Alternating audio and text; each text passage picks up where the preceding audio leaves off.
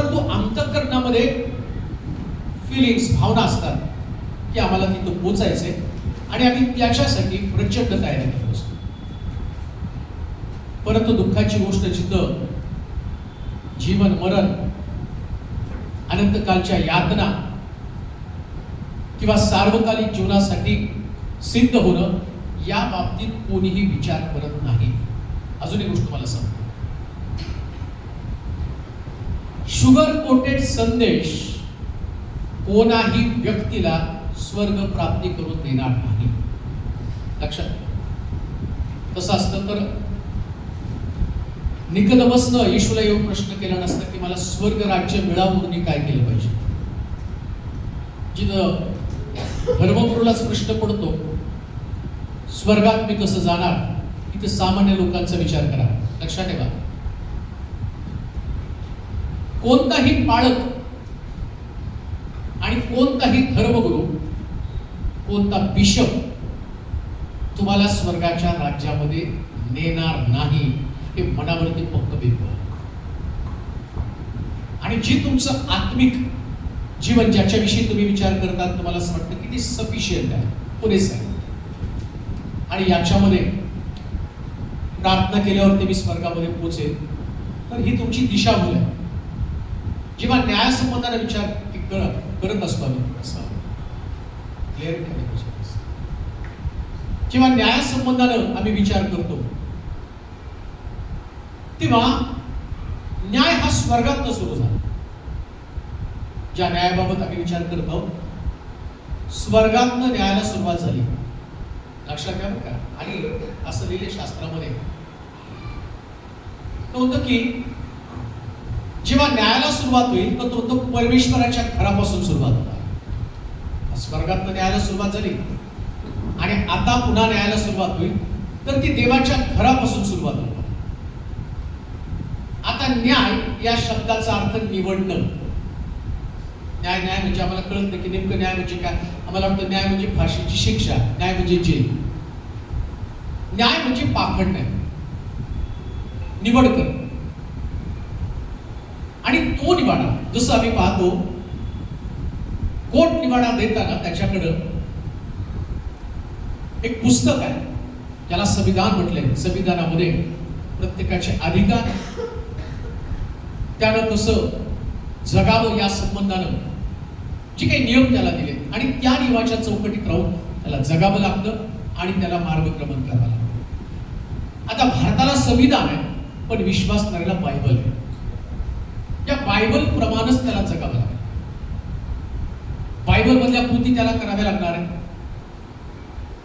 म्हणून धार्मिकता ही शास्त्रामधून तपासली जाणार. आता तुम्ही मला जर विचार बरेच लोक आमच्या पालकाला विचारता मी किती धार्मिक आहे, त्या शब्द येतो म्हणून तो तुला धार्मिक करतो, तू चर्चला येतो म्हणून तो तुला धार्मिक करतो. जेव्हा प्रत्यक्ष तुमची धार्मिकता तपासली जाईल तेव्हा न्यायाचं पुस्तक किंवा ज्या पुस्तकाला म्हटलं की हे उघडलं गेल्यानंतर याप्रमाणे कोणी आचरण केलं नसेल तर त्याला नक्की दंड असणार आहे. आता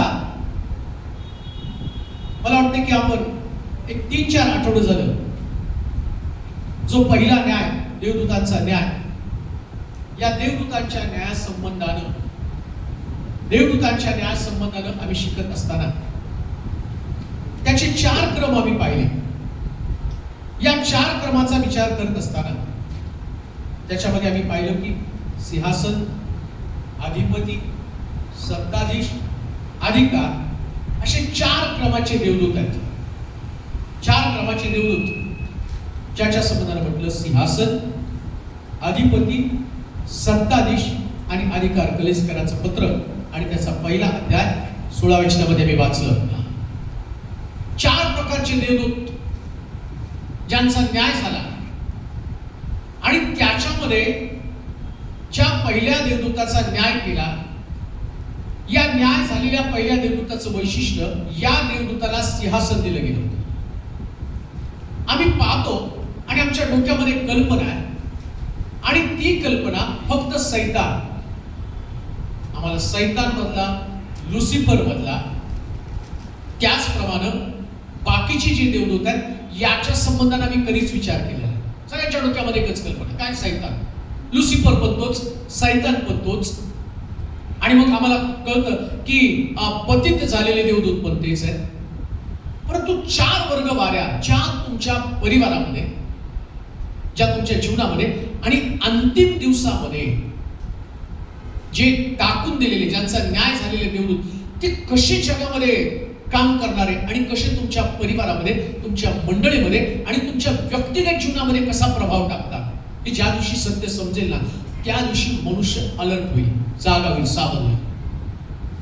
अक्षरशः मी पाहिलं हे देवदूत जी टाकून दिले, ज्यांचा न्याय झाला, ज्यांना खाली टाकण्यात आलं, आणि त्यातला जो पहिला देवदूत ज्याला सिंहासन होतं, आणि त्या देवदूताचं नाव होतं लुसिफर.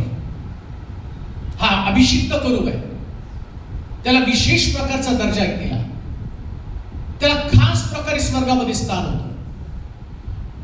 आणि ज्या अभिषिक्त करूबानं स्वर्गामध्ये बंड केलं आणि बंड केलेल्या या देवदूताला, लुसिफरला खाली टाकलं. पण लुसिफर पहिला जो आहे, लुसिफर म्हणजे सैतान नाही. लुसिफर वेगळा आणि सैतान वेगळा.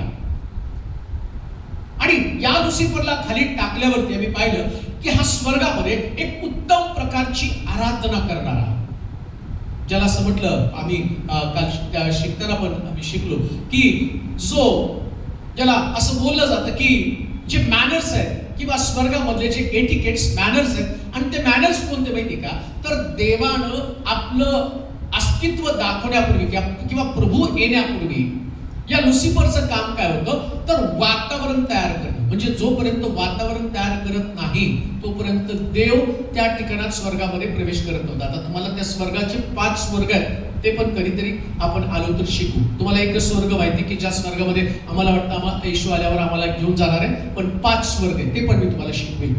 जर प्रभू लवकर आला नाही तर ते पण आपण शिकू. 5 स्वर्ग. मग हा जो स्वर्ग, ज्या स्वर्गामध्ये परमेश्वर विराजमान होतो, त्या स्वर्गामध्ये येण्याच्या अगोदर हा देवदूत एक उत्तम प्रकारचं वातावरण तयार करत होता. आणि आम्ही पाहिलं की त्याच्या पंखामध्ये वेगवेगळ्या प्रकारची वाद्य होती आणि त्या वाद्यांच्या द्वारे तो वातावरण निर्मिती करत होता. आता तुमच्या लक्षात येतं का नाही माहित नाही, बऱ्याच वेळा बऱ्याच चर्चेसमध्ये 1-2 गाणी गायली जातात आणि मग ते म्हणतात की उपदेश करायचा आणि चर्च सोडायचा. परंतु हा एक प्रोटोकॉल आहे, प्रोटोकॉल आहे, पद्धत आहे, पद्धत. प्रोटोकॉल म्हणजे जसं आम्ही पाहतो की काही नियम प्रत्येक व्यक्तीला जगण्यासाठी आणि वागण्यासाठी दिले जातात, तसं देवदूतांना एक प्रोटोकॉल होता, लुसिफरला एक प्रोटोकॉल होता की तुला स्वर्गामध्ये निर्माण केलं तर तुझं काम काय, तर तुझं काम स्वर्ग गौरवानं भरून टाकायचं. नीट आहे का? देवाचं मंदिर पण गौरवानं भरायचंय. आता देवाचं मंदिर कसं काय गौरवानं भरणार आहे? आणि लोकांना ते माहित नाही. तो प्रोटोकॉल आहे. कोणता प्रोटोकॉल? जेव्हा लोक एकत्र येतात आणि परमेश्वराची आराधना करतात त्यास ते प्रोटोकॉल पूर्ण करतात. कोणता? प्रभूनं आमच्यामध्ये येऊन बोलावं. हा प्रोटोकॉल आहे. कोणता? आराधना. हा प्रोटोकॉल. आराधना टाइमपास नाही. आता काय होतं माहिती का लोकांच्या डोक्यामध्ये? बरेच लोक म्हणतात उपदेशाला जाऊ. उपदेशाला जाऊ म्हणजे लग्नात जेवायला जाऊ, उपदेशाला जाऊ. आणि आपण काय करू माहिती का, गाणे त्याच्यामध्ये फार उभं राहावं लागतं. बऱ्याच लोकांचा आक्षेप काय, गाण्याला फार उभं करतात. आणि काही लोक म्हणतात पेंटिकोस्ट चर्चला जायलाच नको, कारण ते उभं राहूनच करतात. आता बायबल मध्ये असं लिहिलंय, स्वर्गामध्ये लोक 24 तास उभे आहेत. किती तास हो? आता तुम्हाला पाऊण तास उभं राहता येत नाही तर स्वर्गात कसं काय पोहोचणार आहे तुम्ही? तो प्रोटोकॉल आहे, रंगीत तालीम आहे पृथ्वी तलावरती. तुझ्या सानिध्यात उभं राहणाऱ्यांची, बोला सगळेजण बोला, तुझ्या सानिध्यात. इंग्लिश मध्ये त्या धन्यतेला काय शब्द आहे? ब्लेसेड. आशीर्वादित कोण आहे? जे त्याच्या सानिध्यामध्ये. हा प्रोटोकॉल आहे, उभं राहणं हा प्रोटोकॉल आहे. म्हणजे राजा आल्यावर राजासमोर उभं राहावं लागतं, सिंहासन त्याला द्यावं लागतं, त्याला सन्मान द्यावा लागतो. मी तुम्हाला का सांगतो माहिती का, की जर प्रोटोकॉल समजला नाही तर तुम्हाला देव पण समजणार नाही, देवाचं सानिध्य समजणार, समक्षता समजणार नाही. लक्षात ठेवा, लोक म्हणतात नाही हे तरुण मुलं आहेत आणि त्यांना असं वाटतं क्लब मध्ये नाचावं तसं मंदिरात नाही. क्लब वाल्यांनी आपली कॉपी केली. हा लुसिफर जो होता ना तो स्वर्गामध्ये होता, त्याला माहिती होतं स्वर्गामध्ये काय आहे हे लुसिफरला माहिती होतं. आता लुसिफरनं काय केलं, त्याला खाली टाकल्याबरोबर इकडं उभं करण्याच्या ऐवजी तिकडं उभं केलं. कुठं उभं केलं? क्लब मध्ये. आणि तुम्ही बघा क्लब मध्ये जेव्हा ते लोक जातात ना, ते एवढे धुंदपणे नशा करून तिथं नाचतात. परंतु बायबल सांगतं का मी मद्यपान करून नाचत नाही, तर आत्म्यानं भरून देवाच्या सानिध्यामध्ये नाचतो. हा प्रोटोकॉल आहे. म्हणून पहिल्यांदा स्वर्गामध्ये जाण्यासाठी आम्ही स्वतःची तयारी करावी. आता मला जास्त खोलात जायचं नाही, कारण मला आज त्या देवदूतांपैकी आणखीन एक देवदूत आम्ही पाहणार आहोत. जसं लुसिफरला स्वर्गातनं खाली टाकून दिलं, देवदूतांचा न्याय झाल्यावर पहिला लुसिफर टाकला गेला आणि त्याच्यानंतर आम्ही पाहतो की जे सामर्थ्य त्याच्याकडे होतं ते सामर्थ्य त्याने चुकीच्या पद्धतीने वापरलं. आज दुसरे देवदूत आम्ही पाहणार. 4 देवदूत तुम्हाला सांगणार ज्यांचा न्याय झालेला आहे. 4 क्रम तुम्हाला सांगितले. पहिला क्रम लुसिफरचा न्याय. लुसिफरचा न्याय काय झाला, तर लुसिफरनं जे प्रभूनं त्याला दिलं होतं, जो अभिषेक, जो दर्जा, जे सिंहासन, नीट आहे का, त्याला त्याचं सिंहासन दिलं होतं. तुम्हाला पण देवानं एक जागा दिलेली, कोणती तरी एक जागा आहे. मला माझी जागा माहिती आहे, मला माझं वाचन, मला माझं कॉलिंग, प्रभूनं कोण कुठल्या ठिकाणात मला ठेवलं ते मला ठाऊक आहे. मी त्या ठिकाणामध्ये ज्या उद्देशानं प्रभूनं मला घडवलं त्या उद्देशामध्ये मी परफेक्ट बसलं पाहिजे. लुसिफरला जागा दिली, दर्जा दिला, सिंहासन दिलं, स्थान दिलं, खुर्ची दिली आणि तो म्हटला ही खुर्ची तुला कशासाठी दिली, तू एक उत्तम आराधक आहे आणि मी लोकांमध्ये यावं यासाठी तू जागा तयार करतो, म्हणून तुला खुर्ची. पुन्हा एक गोष्ट मी तुम्हाला सांगतो, ज्यांना आराधनेचं महत्व वाटतं ना, देव त्यांना एक उत्तम प्रकारची जागा देत असतो. उत्तम जागा. दाविदाला देवानं हृदयामध्ये जागा, तो म्हटला तो माझ्या हृदयासारखा. कारण दाविदाची स्तोत्र तुम्ही वाचली तर लक्षात ठेवा, या सगळ्या स्तोत्रामध्ये त्यानं परमेश्वराचा धन्यवादच केला. त्याच्या स्तोत्रामध्ये हे माझ्या जीवा परमेश्वराचा धन्यवाद करा, हे माझ्या सर्व अंतर्यामा त्याचे एकही उपकार विसरू नको. दाविदासारखी आराधना कोणाला जमली नाही. देवाच्या हृदयामध्ये त्याला स्थान मिळालं, परमेश्वराच्या हृदयामध्ये आम्हाला जागा मिळावी. आता त्याच्याकडे आपण जास्त जाणार नाही, मग त्याच्यात अजून मी तुम्हाला किती सांगितलं तरी कमीच आहे. परंतु आता दुसऱ्या क्रमाकडे आम्ही जाणार आहोत. प्रकटीकरणाचं पुस्तक 9 अध्याय आणि त्याची 14 आणि 15 वचन. प्रकटीकरणाचं पुस्तक 9 अध्याय 14 आणि 15 वचन. कर्णा असलेल्या 6व्या देवदूताला ती म्हणाली, कर्णा असलेल्या 6व्या देवदूताला ती म्हणाली, फरात महानदीवर बांधून ठेवलेले 4 देवदूत मोकळे कर. बांधून ठेवलेले 4 देवदूत मोकळे कर. तेव्हा माणसापैकी 1/3 माणसे जीवे मारण्याकरिता नेमलेली घटिका दिवस महिना व वर्ष यासाठी तयार केलेले हे 4 देवदूत मोकळे झाले. आणि गोड दळांची संख्या 20 कोटी होती. बस 14 आणि 15 वचन परत एकदा वाच. कर्णा असलेल्या 6व्या देवदूताला ती म्हणाली, फरात महानदीवर बांधून ठेवलेले 4 देवदूत मोकळे कर. किती देवदूत आहे बघा. आता देवदूत किती आहेत ते तुम्हाला का वाचायला होतो त्याचं कारण मी तुम्हाला नंतर सांगणार आहे. किती देवदूत आहेत? 4. आता त्याची ताकद आणि काय हे देवदूत गोंधळ घालणार आहेत आणि ते आत्मे किंवा ते स्पिरिट तुमच्यामध्ये कसा विध्वंस करतात, त्यांची ताकद, त्यांची क्षमता आणि यांना का बांधून ठेवलेले आहे. म्हणून म्हटलं नुसतं सैतान लुसिफर करू नका. सैतान, लुसिफर आणि बाकीचे देवदूत ही पण संज्ञा समजून घ्या. फरात नदीजवळ बांधलेले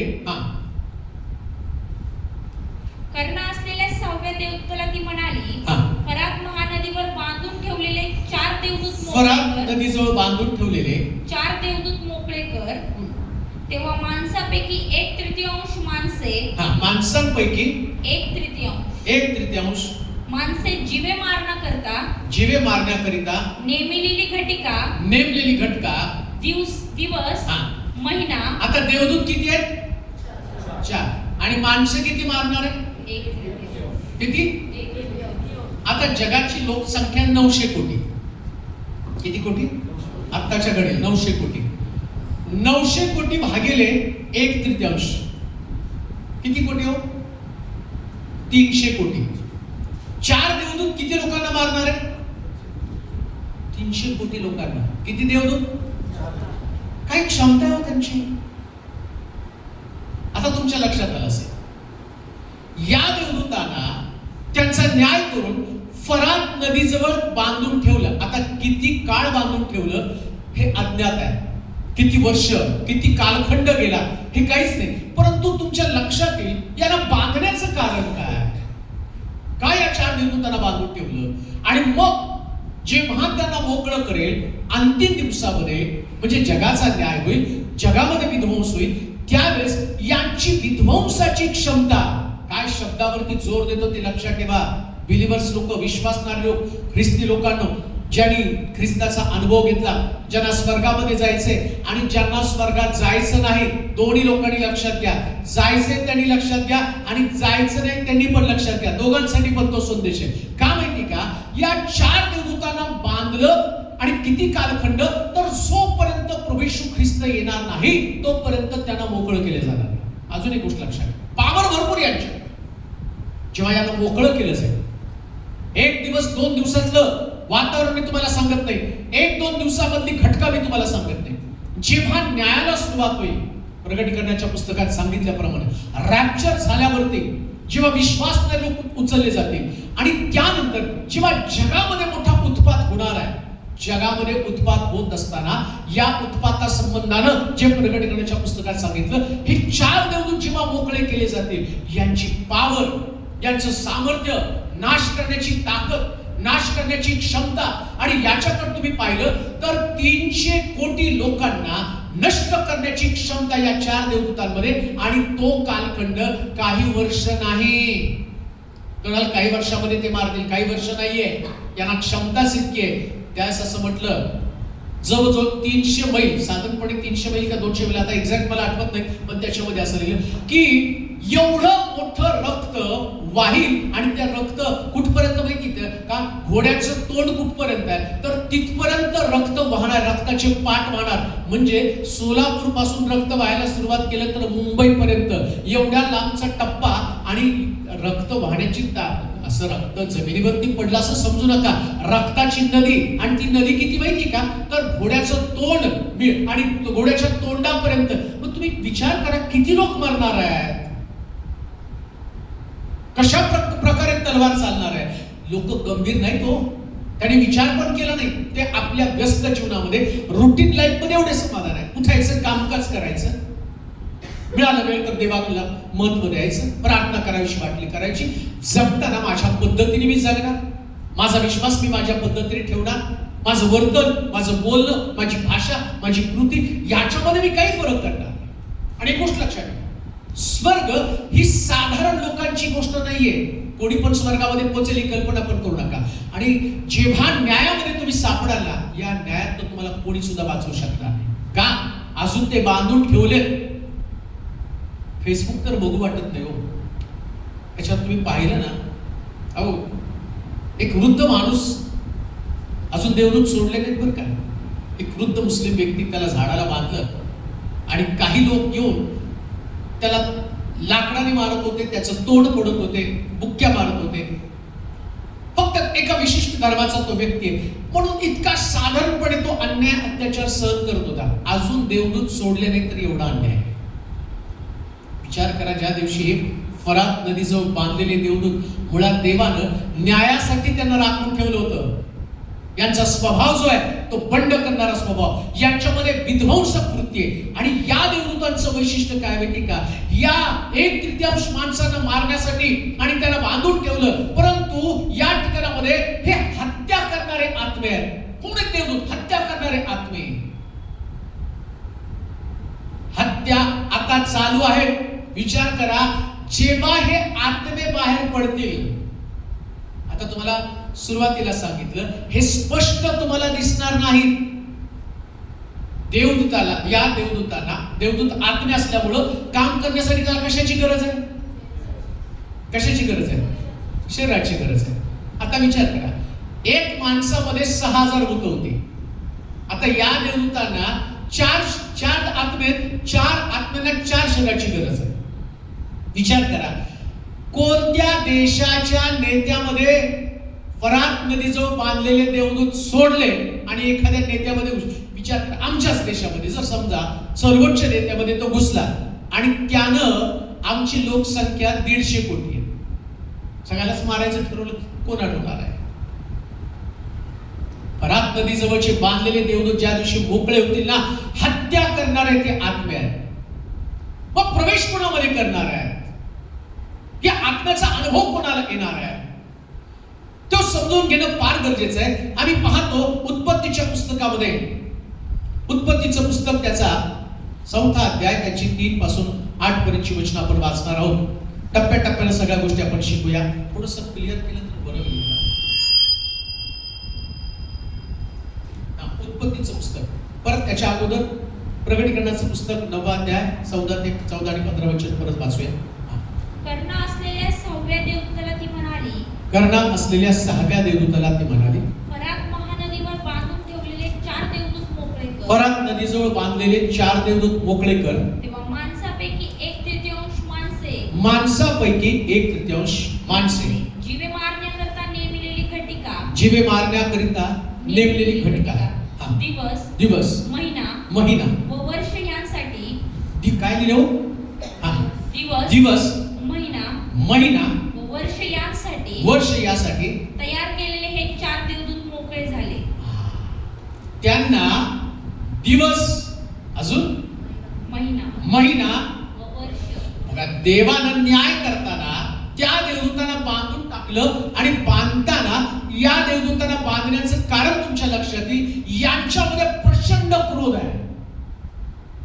या 4 देवदूतांमध्ये जर तुम्ही त्याचा अभ्यास केला तर तुम्हाला कळेल, जास्त अग्रेसिव्ह होतात आणि हल्ले करतात तर 300 कोटी लोकांना ते मारू शकतात. म्हणजे काय त्यांच्यामध्ये क्रोध असेल आणि काय त्यांची ताकद, काय त्यांची क्षमता असेल. आणि प्रभूनं त्यांचा क्रोध त्यांच्यामध्ये साठवून दिला. तो रहा, मी तुमचा न्याय केला, बांधून ठेवलं. आता विचार करा, कुत्र पण बांधून ठेवलं ना, असं म्हणतात, कुत्र्याला जर बांधून ठेवलं ना आणि त्याला मोकळं केलं तर ते एकदम चवताळून जाताना हल्ला करतं. आता हे देवदूत यांना किती वर्ष, मानवाला पतन झाल्यापासून, एदेन बागेतनं काढल्यापासून आदाम ते आत्ताची सृष्टी, जवळजवळ 6000 वर्षाचा कालखंड. आणि या देवदूतांचा न्याय झाला. फरात नदीजवळ त्यांना बांधून ठेवलं. ते मनुष्य निर्माण करण्याच्या अगोदर त्यांचं, या देवदूतांचं पतन झालं, त्यांना स्वर्गामधनं खाली टाकलं आणि तेव्हापासून या 4 देवदूतांना बांधून ठेवलं. आणि देवाची सगळ्यात भारी निर्मिती होती. देवानं प्रत्येक गोष्ट निर्मिती मागं काहीतरी त्याचा हेतू होता. जसं आम्ही पाहतो की जसं, आणि मिखाएल जो आहे सगळ्यात ताकदवान देवदूत, तो लढतो. गॅब्रिएल संदेश वाहणारा देवदूत, मिखाएलला इतकी ताकद दिली. हा मिखाएल जेव्हा सैतानाला आडवा आला आणि गॅब्रिएलला सैतान आडवा आला, त्यास मिखाएल येऊन तुला धमको, एवढाच एक शब्द बोलला. ऐकावर का, तुम्हाला काय सांगतो ते. सैतान जेव्हा या दानिएलाची प्रार्थना त्याने अडवली आणि अडवल्यावरती मग गॅब्रिएल तो संदेश घेऊन खाली येत असताना दानिएलाची प्रार्थना सैतानानं अडवली आणि या सैतानाला गॅब्रिएलने फक्त एक दम दिला, मिखाएल येऊन तुला धमको. मायकल जो देवदूत आहे तो येऊन तुला धमको, एवढा एक शब्द गॅब्रिएल बोलतो की, आणि जो मिखाएल तो येऊन तुला धमको. असं म्हटल्याबरोबर हा सैतान बाजूला सरकला. म्हणजे विचार करा, ज्या देवदूताला त्यांनी देवानं लढाईसाठी निर्माण केलं त्या देवदूताची ताकद काय असेल, ज्याला जग घाबरतं. आणि त्या देवदूताचं नाव काढल्याबरोबर, मिखाएलचं नाव काढल्याबरोबर हा सैतान घाबरला. म्हणजे देवाची निर्मिती जी आहे ना ती सगळी पॉवरफुल. आता या 4 देवदूतांना पण देवाने कशासाठी निर्माण केलं होतं? त्याला माहिती होतं की जेव्हा जगामध्ये ताकदवान युद्ध करावं लागेल, न्याय करावं लागेल, देव वाईट गोष्ट कोणतीच करत नाही. पुन्हा एकदा मी तुम्हाला सांगतो, देव कोणाचा खून करत नाही, देव रक्तपात करत नाही, देव लबाडी करत नाही, देव कुणाचा अपमान करत नाही. मग देव काय करतो माहिती का? काही वाईट गोष्टी आहेत, त्या वाईट गोष्टी देवानं बांधून ठेवलेल्या आहेत. आता मी तुम्हाला काय सांगतो लक्षात घ्या, तुमचं वाईट होत नाही का? वाईट देवानं बांधून ठेवलेलं आहे. पण ज्या दिवशी देव वाईट मोकळं करेल, त्या दिवशी अजूनपर्यंत जेवढं तुम्ही वाईट अनुभवलं नाही ना, तेवढं वाईट तुम्ही अनुभवणार. आता वाईट बांधून ठेवलेलं आहे. म्हणून आता जे तुम्ही हे ट्रेलर आहे, हो शेवटच्या दिवसामध्ये असणारा तो ट्रेलर आहे. कोणता ट्रेलर? आता तुम्ही ज्या देशामध्ये राहतात त्या देशामध्ये तुम्हाला वेगवेगळ्या घोषणा द्याव्या लागतील. त्या दिल्यानंतर लोक तुम्हाला मारतील, तोडतील. आणि आम्ही म्हणतो नाही, आपण चळवळ करायची. आम्हाला वाटतं आमचं छळ व्हायला. अरे छळ व्हायला लागलं, चळवळ करू नका, प्रार्थना करा. आता काय प्रार्थना करायची? देवा, त्या 4 देवदूतांना ज्यांना बांधून ठेवलं ना, त्यांनी येऊन आमचं हत्या करण्याच्या अगोदर आमचं परिवर्तन होऊन आम्हाला स्वर्गामध्ये जाण्यासाठी मार्ग मोकळे कर. हत्यारे देवदूत मोकळे होणार आहे ज्यांना फरात नदीजवळ बांधून ठेवले. आणि का बांधून ठेवलं? शास्त्र सांगतं तो दिवस, तो महिना आणि ते वर्ष प्रभूनं सीलबंद करून ठेवले. त्यांना सांगितलं तुमची शिक्षा पहा, जसं कोर्टामध्ये शिक्षा दिली जाते, जन्मठेप, 20 वर्ष सक्त मजुरी, 10 वर्ष सक्त मजुरी. या देवदूतांची शिक्षा कुठपर्यंत माहिती का? दिवस कालखंड परमेश्वराने डिक्लेअर केला आणि त्याच दिवशी याला मोकळं केलं जाईल. आणि मोकळं केल्यावर जो क्रोधाचा आत्मा, या देवदूतांमध्ये क्रोधाचा आत्मा आहे, आणि तो क्रोधाचा आत्मा जगामध्ये उत्पात करेल, जगाचा न्याय करेल, जगामध्ये दंड येईल, जगामध्ये क्रोध ओतला जाईल. आणि मग लक्षात ठेवा, आता क्रोधाचा आत्मा किती भयानक आहे. क्रोधाच्या आत्म्याला बांधलं गेलं. न्याय कोणाचा झाला? क्रोधाच्या आत्म्याचा. न्याय कोणाचा झाला? हत्येच्या आत्म्याचा. आणि आता जी गोष्ट मी तुम्हाला सांगणार आहे, लक्षात घ्या, क्रोध आणि हत्या हे दोघ जण एकत्र राहतात. समजून घ्या, क्रोध आणि हत्या हे दोघ जण एकत्र राहतात. म्हणून शास्त्र काय सांगतं माहिती का? राग येऊ दे पण पाप करू नकोस. राग येऊ द्या, रागाबद्दल प्रभूला काही वाटत नाही. येशू सुद्धा रागवला. आणि राग जो तुमचा आहे ना, तो राग कुठपर्यंत असावा? शास्त्र सांगतं सूर्य मावळायच्या आत तुमचा राग निघून गेला पाहिजे. परंतु ती गोष्ट आम्हाला कळत नाही. अजून सुद्धा तुम्ही पाहिलं ना, आपल्या लोकांमध्ये सुद्धा, ख्रिस्ती लोकांमध्ये सुद्धा, आम्ही एवढे वर्ष फिरतोय ना, एका चर्चमध्ये गेल्यावरती एका आई वडिलांनी मला येऊन त्यांनी भेटलं आणि सांगितलं, बाळक साहेब, प्रार्थना करा माझ्या मुलासाठी. शिकून मुलाला खूप मोठं केलं, इंजिनियर केलं, 2 लाख रुपये त्याला पगार आहे, चांगली बायको पण त्याला मिळवून दिली, पती पत्नी दोघं पण अतिशय चांगल्या पोस्टवरती आहे. मग पटलं नाही मुलाला, आपली बायको घेऊन निघून गेला. माझ्या पत्नीचे पण गुडघे सुचलेले आहेत, तिलाही चालता येत नाही, मलाही चालता येत नाही.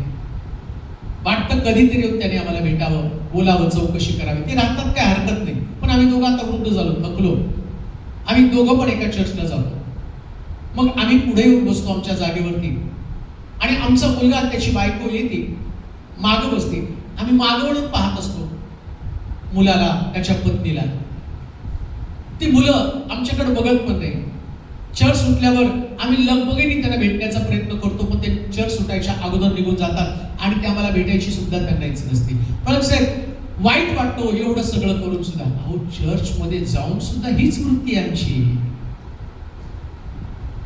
आणि कुठला देव, आणि काय तुम्ही देवाच्या सानिध्यात, देवाच्या मंदिरामध्ये जाऊन काय तुम्ही पराक्रम करता? मी तर म्हणतो तुमचा न्याय जास्त होणार आहे. क्रोध गेला कुठं? राग गेला कुठं तुमच्यामध्ये?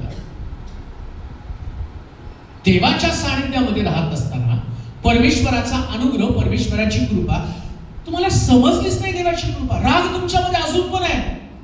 या राग असणाऱ्या देवदूतांना, क्रोध असणाऱ्या देवदूतांना एवढे वर्ष बांधून ठेवलंय देवानं. न्याय संबंधाने मी तुम्हाला सांगत आहे, बांधून ठेवलंय त्यांना. कशासाठी बांधून ठेवलं? हत्या करण्यासाठी. एक गोष्ट ध्यानात ठेवा, तुमच्यातला राग, तुमच्यातला मत्सर, तुमच्यातला द्वेष प्रभू तुम्हाला त्याच्या कामासाठी वापरणार नाही, विध्वंसासाठी वापरेल. जगाचा विध्वंस होईल, विध्वंसासाठी. म्हणून लक्षात ठेवा, तुमच्या रागाला तुम्हाला वेळीच कंट्रोल करता आलं पाहिजे. राग आणि हत्या दोन्ही एकत्र चालणार आहे. इर्मयाच्या पुस्तकात जाऊया आपण, त्याच्याने आपल्याला समजेल. इर्मयाचं पुस्तक 48 अध्याय 29 आणि 30 वचन. इर्मया 29 अध्याय 48 अध्याय 29 आणि 30 वचन.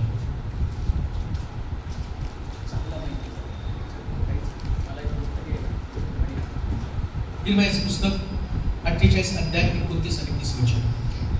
आम्ही मोवाबाचा गर्व ऐकून आहोत. आम्ही मोवाबाचा गर्व ऐकून आहोत. तो अति गर्विष्ठ आहे. तो अति गर्विष्ठ आहे. त्याचा ताठा, त्याचा ताठा, त्याचा अहंकार, त्याचा अहंकार, त्याचा अभिमान, त्याचा अभिमान, त्याची उन्मत्तता, त्याची उन्मत्तता आम्ही ऐकून आहोत. आम्ही ऐकून आहोत. परमेश्वर म्हणतो, परमेश्वर म्हणतो, त्याचा क्रोध, त्याचा क्रोध, त्याची पोकळ बढाई, त्याची पोकळ बढाई मला ठाऊक आहे. मला ठाऊक आहे. ती व्यर्थ ठरली आहे. ती व्यर्थ ठरली आहे. यामुळे मी मोवाबाविषयी हाय हाय करीन. आता परत वाचा 29 वचन. आम्ही मोवाबाचा गर्व ऐकून आहोत. आम्ही मोवाबाचा गर्व ऐकून आहोत. ऐकून आहोत. तो अति गर्विष्ठ आहे. अति गर्विष्ठ आहोत. त्याचा ताठा, त्याचा ताठा, त्याचा अहंकार, त्याचा अहंकार, त्याचा अभिमान, त्याचा अभिमान, त्याची उन्मत्तता, त्याची उन्मत्तता आम्ही ऐकून आहोत. क्रोध, गर्व हे सगळे एकच आत्मेत. लक्षात घ्या, जेव्हा एखाद्या व्यक्तीमध्ये क्रोध येतो ना, तर लक्षात ठेवायचं की तो व्यक्ती या गर्वाच्या पण अधीन आहे. गर्व पण त्याच्यामध्ये ना, हे स्पिरिट एकत्र राहणारे स्पिरिट आहे.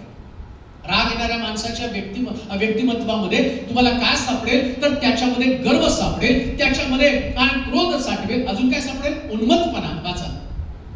त्याचा ताठा, त्याचा ताठा, त्याचा अहंकार, त्याच्यामध्ये अहंकार. म्हणजे एक आत्मा अनेक प्रकारचे स्वभाव घेतो. बांधलं कुणाला? बांधण्यामागं देवाची धारणा काय आहे? 1/3 लोकांना मारण्याची क्षमता, ताकद या देवदूतांमध्ये आहे. आणि 4 देवदूत, विचार करा, या देवदूतांमध्ये आहे काय? तर क्रोध आहे. अहो, तुम्ही मानवी विचार का करत नाही? मग आमच्यामध्ये पण क्रोध आहे, आमच्यामध्ये पण राग आहे. मग आमच्यामध्ये राग असताना आम्ही कसं म्हणतो माझ्यामध्ये देवाचा आत्मा आहे? राग असणाऱ्यामध्ये थोडी देवाचा आत्मा असतो, क्रोध असणाऱ्यामध्ये थोडी देवाचा आत्मा असतो, अहंकार असणाऱ्या लोकांमध्ये थोडी देवाचा आत्मा असतो. देवाच्या आत्म्याचं वैशिष्ट्य काय माहिती का? जेव्हा देवाचा आत्मा असतो, तर देवाचा आत्मा तुम्हाला आधीन ठेवण्याचं काम करतो. तुमच्यातला राग काढतो, तुमच्यातला द्वेष काढतो, तुमच्यातला मत्सर काढतो. परंतु इथं बांधून ठेवलेल्या देवदूतांसंबंधानं तुम्ही पाहिलं तर त्यांच्यामध्ये जो क्रोध आहे, त्यांच्यामध्ये जो मत्सर आहे, आणि या मत्सरापोटी म्हणजे जेव्हा त्यांना मोकळं केलं जाईल ना, तर लोकांसंबंधानं असणारा त्यांचा मत्सर प्रचंड प्रमाणामध्ये जागवणार आहे. आणि एक व्यक्ती जेव्हा लोकांना मारण्याचा प्रयत्न करते, त्यास त्या व्यक्तीच्या अंतःकरणामध्ये असणारा मत्सर, तो मत्सर मारत असतो. म्हणून लक्षात ठेवा, आमच्यामध्ये जर मत्सर आहे, आमच्यामध्ये जर दुष्ट भाव आहे, आमच्यातला दुष्ट भाव किंवा आमच्यातला मत्सर, वाटतं का तुम्हाला हा प्रभूच्या राज्यासाठी उपयोगी न्याय होणार नाही का? आणि विचार करावं, तो तर बोलावलेले पुष्कळ आहेत, निवडलेले थोडके आहेत. आणि कोणत्या थोडक्या लोकांना तो निवडणार आहे? ज्यांनी मत्सराला कंट्रोल केले, ज्यांनी द्वेषाला कंट्रोल. लक्षात ठेवा, पवित्र आत्मा आल्यानंतर पवित्र आत्मा पहिलं काम काय करतो माहिती का? तो तुमच्या हृदयाला रिपेअर करण्याचं काम करतो. हृदय रिपेअर करतो. म्हणून जेव्हा आत्मिक जीवनाचा विचार तुम्ही करताना, आत्मिक जीवनासंबंधानं तुमच्यामध्ये जागरूकता असली पाहिजे की हे जे फरात नदीजवळ बांधलेले देवदूत आहेत, यांच्यामध्ये मत्सर आहे आणि यांचा न्याय झालेला आहे. मग तुमच्यामध्ये मत्सर आहे तर तुमचा न्याय होणार नाही का? लक्षात ठेवा. अन्य भाषा बोललो, हालेलुया स्तुती करेंगे गायलं, नाचलो, बागडलो, हे तुमचं नाचणं बागडणं या पृथ्वी तलावरतीच राहणार आहे. प्रश्न न्यायासंबंधीचा आहे. आणि मी न्यायासंबंधीचं शिक्षण देत असताना या फरात नदी जवळच्या देवदूतांचा न्याय का झाला? कारण त्यांच्यामधली ताकद, त्यांच्यामधली कोणती ताकद आहे? काय त्यांच्यामध्ये ईर्ष्या आहे? त्यांच्यामधली ताकद कोणती? इतकी प्रचंड ताकद की त्यांनी 300 कोटी, आत्ताच्या घडीला मी सांगतो 300 कोटी लोक ते मारतील. 300 कोटी लोक ते मारतील. हे समजून घ्या. कधी कधी आमचं व्यक्तिमत्व इतकं भयानक असतं ना, तेव्हा अनेक लोकांना आम्ही गमावतो. अनेक लोक आमच्या हातातून निसटून जातात आमच्या व्यक्तिमत्वामुळं किंवा आमच्यातल्या द्वेषामुळं. हे लोक 300 लोक मारणार आहे. आता मी प्रश्न तुम्हाला करेन, तुमच्या बोलण्यानं किती लोक तुमच्यापासून तुटले? नाते तुटले, चर्च तुटलं, आत्मिक जीवन तुटलं. यानं मोकळं केलं, हे 300 लोक मारतात. बरेच लोक पास करतात, जरा परमिशन द्या, आम्ही यांचं बरोबर करतो. कुठल्या आत्म्यात ते जर यांना सरळ करायचं पाळायचं, तुम्ही नुसती परमिशन द्या. मी सोलापुरात असताना मला ऐकलं, नंतर कळालं मला. एक सिस्टर होत्या, मास्टरला मी सरळ करते मला सांग. मी म्हटलं आधी सांगायचं तर मी सरळ करून बाहेर आलो असतो. चर्च मध्ये गेल्यावर तुम्ही सरळ वाकडं आणि उड्या तर एवढ्या मारायच्या. मी देवाशिवाय घरात दुसरं काहीच आहे का? माझ्या टीव्हीला पण उठलं की मी बेनेन लेकरांना देवाचंच ऐकलं. अरे देवाचं ऐकते का फरात नदीच्या देवदूताच ऐकते? ज्याला बांधून ठेवलं त्याचं ऐकता का? तुम्ही कुठल्या गोष्टी बोलत आहात लक्षात ठेवा. आत्म्याच्या द्वारे निष्पन्न होणारं फळ आणि ते म्हणजे संयम आहे. संयम, सेल्फ कंट्रोल. Self control. एक आत्मिक व्यक्ती ओळखायचा कसा माहिती का? त्याच्यामध्ये सेल्फ कंट्रोल आहे. आणि एक गोष्ट ध्यानात ठेवा, तुम्ही कोणाचा न्याय करू नका. न्यायाधीश वर बसला तो सगळ्यात भारी न्याय करतो, एकदम भारी न्याय, आणि त्याच्या न्यायाला तोडच नसते. तो ज्या दिवशी मोकळं करेल, दिवस पण त्याचा. हिंदी पिक्चर मध्ये असतं एक डायलॉग असतो का, तो जिस दिन मिलेगा वो दिन भी मेरा होगा, जगह भी मेरी होगी, और कैसा मारेगा वो स्टाइल भी मेरा होगा. अहो तो सगळा डुप्लिकेट आहे, तो ओरिजिनल आहे. माझ्या देवाचं सगळं ओरिजिनल आहे. ज्या दिवशी तो न्याय करेल, दिवस पण त्याचा, महिना पण त्याचा, वर्ष पण त्याचा असणार. किती अलर्ट राहायला पाहिजे, किती जागा राहायला पाहिजे. लक्षात घ्या, यानं मोकळं केलं ना, मोकळं केल्यावरती प्रभू अशा प्रकारे न्याय करेल की यांची ताकद, ज्या लोकांनी प्रभूचं ऐकलं नाही, ज्यांच्यामध्ये राग आहे, ज्यांच्यामध्ये गर्व आहे, ज्यांच्यामध्ये ही प्रवृत्ती आहे, त्याच लोकांना तो मारणार. कोणाला मारणार आहे? प्रभू कोणाचा न्याय करणार आहे? आता प्रश्न पडतो, कोणाचा? विदर्भी लोक नरकात जाणार आहे. अरे विदर्भ सोडून तुम्ही जाता का बघा? कोण जायगा?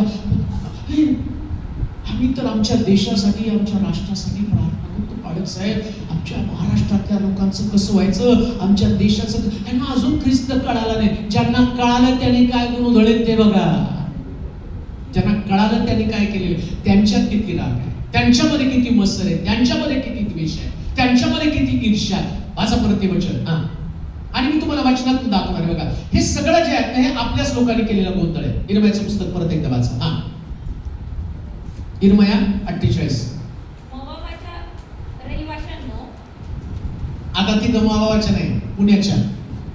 कुठल्या हो? पुण्याच्या रहिवाशांनो, नगरे सोडून द्या. सोलापुरात असतो तर आता त्यांना मरू द्या. आता पुण्याच्या लोकांना, आता मला पुण्याचा उद्धार करायचा. पुण्याच्या रहिवाशांनो, नगरे सोडून द्या. कड्यातून वस्ती करा. काय करावं? कुठं काय सोडून द्या? नगरे सोडून द्या. नगरे सोडून द्या. कड्यातून वस्ती करा. कड्यातून वस्ती करा. कपारीच्या बाजूला कोटे करणाऱ्यांना पारव्यासारखे व्हा. काय करणाऱ्या? कोटे करणाऱ्या पारव्यासारखे व्हा. आम्ही मोवाबाचा गर्व ऐकून आहोत. मोवाबाचा गर्व ऐकून आहोत. तो अति गर्विष्ठ आहे. तो अति गर्विष्ठ आहे. कोण गर्विष्ठ आहे? पुणे. मोवाब बोलायला सोपं जातं. कोण गर्विष्ठ आहे? गर्विष्ठ लोक आहे. पुणे तिथं काय होणे, सगळंच होणार. आम्ही पुण्याचे आहोत, आमची भाषा. कधी कधी लोक विचार, तुम्ही कुठले हो? सोलापूरची वाटत नाही. मग मी पुण्याचा आहे. तेव्हाच तुमची भाषा स्वच्छ, भाषा स्वच्छ, अंतःकरण स्वच्छ. कारण गर्व आहे हो त्याच्यामध्ये. मी पण आहे, मनाचा ताट आहे. मोवाबाच्या लोकांनो, गर्विष्ठ गर्विष्ठ मनाचे ताठ असणारे लोक, अहंकार हा तुम्हाला नाशाकडे घेऊन जाणार, अहंकार तुमचा न्याय करणार आहे, गर्व हा तुमचा न्याय करणार आहे. कुठल्याच गोष्टीचा गर्व तुमच्यामध्ये असता कामा नये. एक गोष्ट ध्यानात ठेवा, आज तुम्ही जे पण आहात ते फक्त प्रभूच्या कृपेने आहात. तुमची जागा, तुमचं स्थान, तुमचा दर्जा जे तुम्ही आहात प्रभूच्या, कशाचा गर्व करणार आहे? राजाला गर्व वाटला. राजा म्हणतो हे सगळं माझ्या गौरवासाठी, माझ्या पराक्रमाने मी मिळवलं. आणि तेवढ्यात देव त्याचा न्याय करतो. आणि असं लिहिलं, तिथंच किडे पडून तो गेला. हेरोद तिथंच किडे पडून गेले. नबुकदनेस्सर राजा, आता तुम्हाला दाखवेल मी की का राजाची कथा कशा पद्धतीनं यांच्या गर्वाने यांचा कसा न्याय झालेला. कोणत्याच गोष्टीचा गर्व करू नका. प्रभूने जे लुसिफरचा न्याय झाला, देवदूतांचा न्याय झाला, या ज्यांचा न्याय होण्याचं कारण त्यांच्यातला गर्व, मनाचा ताठा. प्रभूने त्यांना जागा दिली. त्या जागेला ते पात्र नव्हते, प्रभूने दाखवून दिलं. त्यानं काय केलं? यांना स्वर्गातनं खाली टाकून दिलं. लुसिफरला स्वर्गातनं खाली टाकून दिलं. लुसिफर एवढी छान आराधना करत होता, त्याच्या पंखामध्ये वाद्य होतं आणि देवानं ते बसवलं होतं. नीट आहे का? देवानं ते बसवलं होतं. प्रत्येक वाद्य देवानं फिट करून ठेवलेलं आहे. आज सकाळी मी जेव्हा बायबल वाचत होतो ना, त्या बायबल वाचता वाचता ज्ञानासंबंधीचा विचार करतो. नीतिसूत्राचं पुस्तक, तर ते ज्ञान सलमोनानं त्या ज्ञानासंबंधानं म्हटलं, मी जो होतो ना तो मी देवाच्या बरोबर होतो आणि माझ्याच द्वारे त्याने सृष्टीची निर्मिती केली. तो म्हणतो जेव्हा पाणी सुद्धा एका ठिकाणी जमलं नव्हतं, जमीन जेव्हा आणि दुसऱ्या ठिकाणामध्ये होती, तेव्हा मी होतो आणि देवानं माझा वापर करून पाणी सुद्धा एकत्र आणलं. मग मला कळतं, देव बोलला आकाश हो. असं सायन्स सांगतं की पृथ्वीवरती सगळीकडे जमिनीवरती पाणी होतं. बाष्पीभवन होत होत पाणी वेगळं झालं आणि मग एक धूमकेतू आला आणि तो धडकला आणि तो धूमकेतू धडकल्यावरती काय झालं? पृथ्वी डचमळली आणि धूमकेतू पृथ्वीला धडकला. एक मोठा खड्डा पडला आणि अखंड पृथ्वी तुटली, त्याचे भाग विभक्त झाले आणि पृथ्वीचा प्रत्येक भाग. आणि मग तुम्ही बघितलं तर तुम्हाला दिसतं भूगोलाला सगळे आणि तुटलेले भाग एकत्र केला तर तुम्हाला दिसतं की एक अखंड भूभाग तयार होतो आणि हे सगळे तुटलेले भाग एकत्र. मग तो धूमकेतू आदळला आणि पृथ्वी तुटली, डचमळली आणि सगळं पाणी एका बाजूला गेलं आणि जमीन वेगळी झाली. आता असं लिहिले, देवानं ज्ञानानं या सृष्टीची रचना केली. आता मी सृष्टीच्या निर्मिती संबंधानं काय काय तुम्हाला सांगावं, एकच प्रार्थना करा, याला लवकर मरू देऊ नका. बाळका लवकर मरण येऊ देऊ नका. कारण का तर मी सगळं जेवढं तुम्हाला जे 30 वर्षात प्रभूने मला शिकवलं ते सगळं मी तुम्हाला शिकवतो की कशा पद्धतीने सायन्स सांगतं एक धूमकेतू आदळला, एक धूमकेतू पृथ्वीवरती आदळला आणि आदळल्यावरती काय झालं तर तो धूमकेतू आदळल्यामुळं हे जे पाणी वेगळं झालं आणि जमीन खंडामध्ये विभागली गेली. मी तुम्हाला एक वचन वाचून दाखवलं. अरे तो आकाशातल्या ताऱ्याप्रमाणे खाली पडला. लुसिफर समजायला म्हटलं मी, तो आकाशात एक तारा पडताना मी पाहिलं.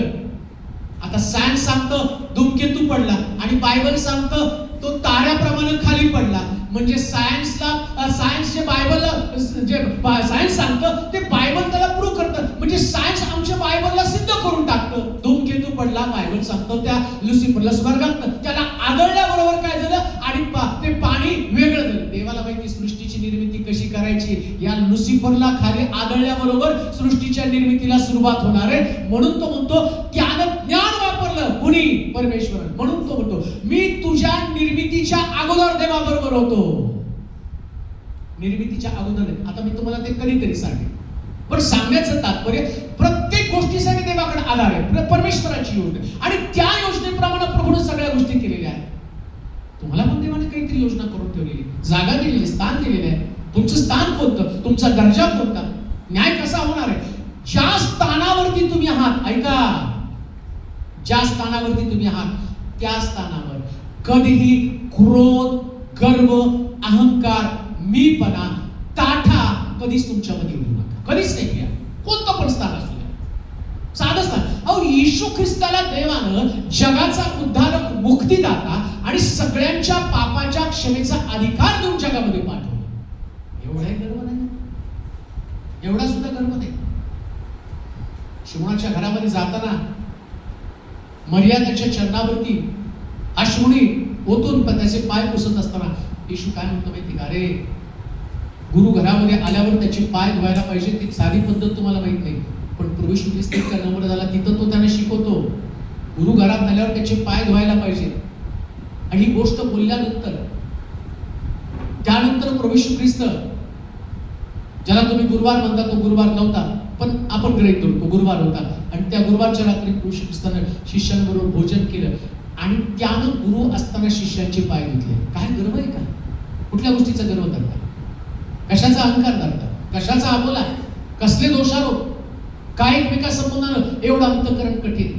विचार करा, एक दिवसाचं जीवन आहे, दुसऱ्या दिवशी प्रभूने न्याय केला, मारून टाकलं, नाकपुड्यातला श्वास काढून घेतला, कोणाला खात्री नाही, ना जीवनाची ना स्वतःच्या शरीराची, कुठल्याच गोष्टीची खात्री नाही.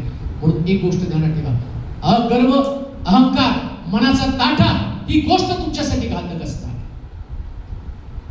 कोणत्याही परिस्थितीमध्ये आपलं मन बिघडू देऊ नका.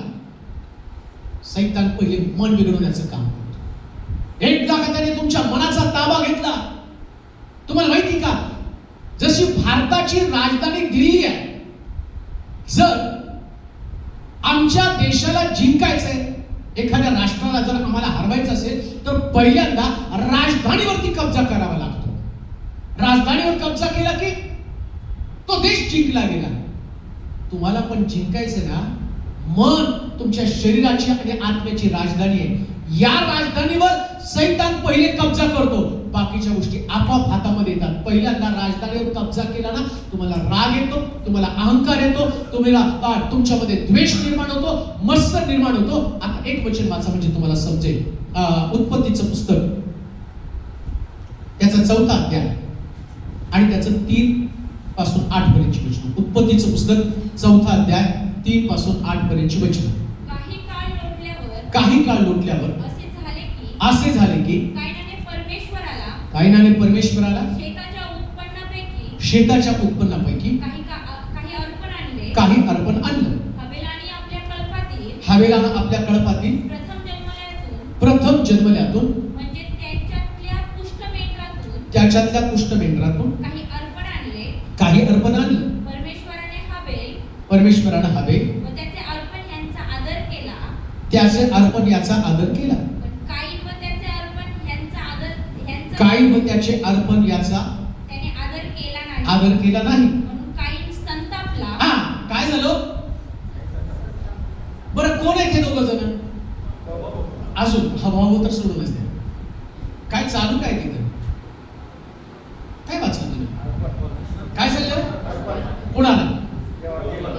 म्हणजे आराधना चालू की नाही? काय चाललंय? आणि गोंधळ कुठं उडाला? हा म्हणजे इथंच गोंधळ आहे. तुम्ही म्हणता ना, नाही सैतान बाहेर आहे. बरं, दारूच्या गुत्त्या बऱ्याच बिलीव्हर्स, आपण सगळ्या दारूच्या गुत्त्या बोलती प्रार्थना करत फिरू, सगळे गुत्ते बंद व्हायला पाहिजे. गुत्ते नाही बंद व्हायला पाहिजे, मंडळीतले भांडण बंद व्हायला पाहिजे. तिथं राज्य करतो, दारूच्या गुत्त्यावर नाही राज्य करत तो कुठे गडबड करतो? उपासना करता, आराधना करता, आणि सगळी गडबड आराधनेमध्ये उपासनेमध्येच आहे. प्रॉब्लेम तिकडे आहे. कुठं प्रॉब्लेम आहे? प्रॉब्लेम बसले तिथे आहे, बाहेर नाही. त्याला मग त्या सैतानाला माहिती, बाहेर माझेच लोक आहेत, मला यांना मिळवायचं आहे. जे माझे त्यांच्यासाठी मी कशाला परिश्रम करू? दारूच्या गुत्त्यावर सैतान जर कशाला गोंधळ? तो ऑलरेडी मी त्यांना कंट्रोल मध्ये घेतले, मला कंट्रोल मध्ये कुठं घ्यायचं आहे? इकडं हे जे बसलेत ना, हे चर्च मध्ये आराधना करणारे लोक आहेत, यांच्या मनाचं नियंत्रण मला करायचं आहे. ते माझे लोकच आहे. भांडणं मारामाऱ्या करणारे, विचार करणारे, जारकर्म करणारे, हे लोक माझेच आहेत. त्यांच्यावरती मी माझा प्रयोग मी करणार. मग करणार कोणावरती प्रयोग? आता बघा, लुसिफरला वरून खाली टाकलं, सैतानाला वरून खाली टाकलं, एडेन बागेमध्ये जो आणि सैतान भेटला. आता हे सैतानाचं काम काय? त्यानं काय केलं? 2 आराधना करणार. बघा, मंडळी पण मोठी नाही. किती छोटी मंडळी? 2 लोकांची मंडळी. म्हणजे त्या 2 लोकांच्या मंडळी तुम्ही आम्ही भाऊ किती छान राहू म्हणायला पाहिजे नाही का? चला आता तुला कोण बघणार, कोण नाही, मला पण आता मी तुझ्यासाठी प्रार्थना करतो, तू माझ्यासाठी. अहो 2 लोकांच्या मंडळीमध्ये एक मर्डर होतो. मग एवढ्या मोठ्या मंडळीत किती मर्डर व्हायला पाहिजे? 2 लोकांची मंडळी, दोघांच उपासना करत आहे. आणि लक्षात ठेवा, म्हणून एक गोष्ट ध्यानात ठेवा, सगळ्यात उत्तम गोष्ट गोष्ट कोणती ईश्वर फार सुंदर सांगितलं बरं का. जेव्हा तुम्ही बारकाईने विचार केला तो म्हटला जेव्हा तू प्रार्थना करायला जातो तेव्हा आपल्याला क्षमा तर करते नंतर जाऊ. कशी प्रार्थना करायला? खिडक्या बंद कर, आतल्या खोलीचा आणि दार बंद करून गुप्तपणे प्रार्थना कर. म्हणजे काय? खिडक्या बंद कर म्हटलं. काय बंद करायचं? खिडक्या. या खिडक्या कायनानं खिडक्या उघड्या ठेवल्या. येते का लक्षात? कायनानं खिडक्या उघड्या ठेवल्या. उघड्या ठेवल्यावरती झालं काय? याला काय दिसायला लागलं? हाबेल कसा अर्पण करतो. खून होण्याचं कारण काय? हाबेल कसा. आम्ही सुद्धा देवाच्या मंदिरात गेल्यावर हाच आमचा प्रॉब्लेम आहे. मला बरेच सोलापूरमध्ये असतात. आमचे सोलापूरचे लोक व्हरायटीचे लोक होते. त्यांचे फॅक्ट्स आहेत. प्रार्थना चालू असताना फिरत होते. तुला कसं दिसलं नाही? ते फिरत होते, तुला कसं दिसलं नाही? ते फिरत होते गोष्ट चुकीची. ते फिरत होते गोष्ट चुकीची नाही. तू डोळे उघडे ठेवले ही गोष्ट चुकीची आहे. का? हाबेलाचं अर्पण तू का पाहिलंस? प्रभू अर्पण पाहत नाही, अर्पणातलं अंतःकरण पाहतो. लक्षात? अर्पणाचं अंतःकरण. कोणतं अंतःकरण? आता देव तर पक्षपाती नाही हो. देव कसा पक्षपाती असेल? देवाला माहिती आहे कायनानं दिलेलं अर्पण त्याच्या अंतःकरणातली तळमळ आहे. लक्षात घ्या. त्याच्या अंतःकरणातली तळमळ, हाबिलाच्या अंतःकरणातली पण तळमळ त्याला माहिती आहे. पण प्रभू जे पाहतो ना ते पाहिलेली गोष्ट आणि कोणती गोष्ट पाहताय या कायनाच्या अंतःकरणामध्ये. असं लिहिलं कायन त्या दुष्टाच्या स्वभावासारखा होता. कायनाचा स्वभाव त्या दुष्टासारखा होता. आता दुष्टाचा स्वभाव कोणता? दुष्टाचा स्वभाव कायनात हाबिलाकडे पाहणं. लक्षात घ्या देवाच्या लोकांनो, जेव्हा तुम्ही देवाच्या घरामध्ये येता तेव्हा एकमेकासाठी तुमचं जीवन असू नये. तुमचं जीवन फक्त अर्पण करण्यासाठी असावं. फक्त अर्पण करणार. लोकांनी तुमच्याविषयी काही विचार करायचा विचार करू द्या. आमेन म्हणाल का? फार सुंदर आहे बरं का. हे शिक्षण तुम्ही घेताना तुमच्या लक्षात येईल. आता बघा मरिया, ज्या मरियेमध्ये येशूनं 7 भूतं काढली ती मरिया, आता त्या सगळ्या येशूच्या भोवती सगळे धार्मिक एकदम टॅलेंटेड भारी लोक, चकादार परुषी आणि सगळे चांगले लोक. शिमोन नावाच्या एका परुषाने येशूला घरी जेवायला बोलवलं. एक चांगली फॅमिली त्यांच्या घरामध्ये. आता मरिया तिथं आल्यानंतर मरियेचं बॅकग्राऊंड सगळं वाईट आहे. मरियेला आणि तिचं पुष्कळ तिच्याकडे आणि व्यभिचार तिने केलेल्या वाईट गोष्टी केलेल्या. आता मरिया तिथं आल्यावर माझ्यासारखा व्यक्ती काय म्हटलं असं, आपण प्रभूला बाहेर घेतो बरं का, ते लोक आपल्याला काहीतरी बोलतील. मरिया म्हणजे गेली खड्ड्यात. ते मला काय म्हणतील याच्याशी माझा काही संबंध नाही. मी जाईल आणि माझी आला वस्त्ररूपी त्याच्या चरणाजवळ अर्पण करेल. लोकांसाठी माझी भेट देत नाही. ज्याला भेट द्यायची तो माझं स्मरण करणारा देव आहे. हीच भावना तुमच्याकडे असते. त्याला म्हटलंय खरी वर्षिप, खरी आराधना. दुष्ट भावापासून तुमचं हृदय अलिप्त ठेवण्याचं माध्यम कोणतं, मार्ग कोणता आहे? कायनाच्या अंतःकरणामध्ये हाबिला संबंधानं जी द्वेष भावना निर्माण झाली. लक्षात ठेवा या फरात नदीजवळचे देवदूत यांच्या अंतःकरणातली भावना हीच आहे, द्वेष आहे आणि प्रचंड राग आहे. जेव्हा तुम्ही देवाच्या घरामध्ये जाता, जे कायनासारखा स्वभाव तुमच्यामध्ये असता कामा. देवाच्या घरामध्ये सुद्धा त्याचा स्वभाव बदलला नाही. परमेश्वराच्या घरामध्ये सुद्धा त्याचा स्वभाव बदलला. आज सुद्धा कायनाच्या स्वभावाचे लोक परमेश्वराच्या मंदिरामध्ये अनेक प्रकारच्या लोकांची हत्या करण्याचं काम करत आहे. हे देवदूत जे फरात नदीजवळ बांधले ते हत्यारे आहेत. तुम्ही हत्यारे आहात का? कोण हत्या करतो? कोण आहे तो हत्यारा? ज्याला आपल्या भावाची प्रगती पाहू वाटली नाही, परमेश्वरानं त्याच्या अर्पणाचं स्मरण केलं हे पाहू वाटत नाही. बऱ्याच लोकांना ते गेल्यावर म्हणतात नाही काय पण धार्मिक नाही हो, मला कळत नाही देवाने ह्याला कसं काय आशीर्वादित केलं. नाही, देवाच्या जागी तुलाच बसवतो. काहीच धार्मिक नाही हो, उगाच देवाने त्यांना आशीर्वादित केलं. काय देवाचा न्याय तुम्ही आपल्या हातामध्ये घेता का? हा कायनाचा स्वभाव आहे. परमेश्वराने त्याचं अर्पण मान्य केलं. अजून एक गोष्ट मला सांगतो, हाबेल कुठेही रागवल्याचं चिन्ह दिसत नाही. अनेक गोष्ट तिथं लिहिली. हाबेलाचं रक्त फक्त ओरड करत गेलं. लक्षात ठेवा कधी रागवू नका, पण अश्रुपूर्ण नेत्राने देवाचं प्रार्थना करा. अश्रुपूर्ण नेत्राने रागवू नका कधी. हाबिलानं प्रतिकार केला नाही. अजून एक गोष्ट मला सांग, तुमच्यावर अन्याय करणाऱ्यांचा प्रतिकार करू नका. का माहिती का? जेव्हा तुमच्यावर अन्याय होतो ना, तेव्हा देव आपला क्रोध साठवत असतो.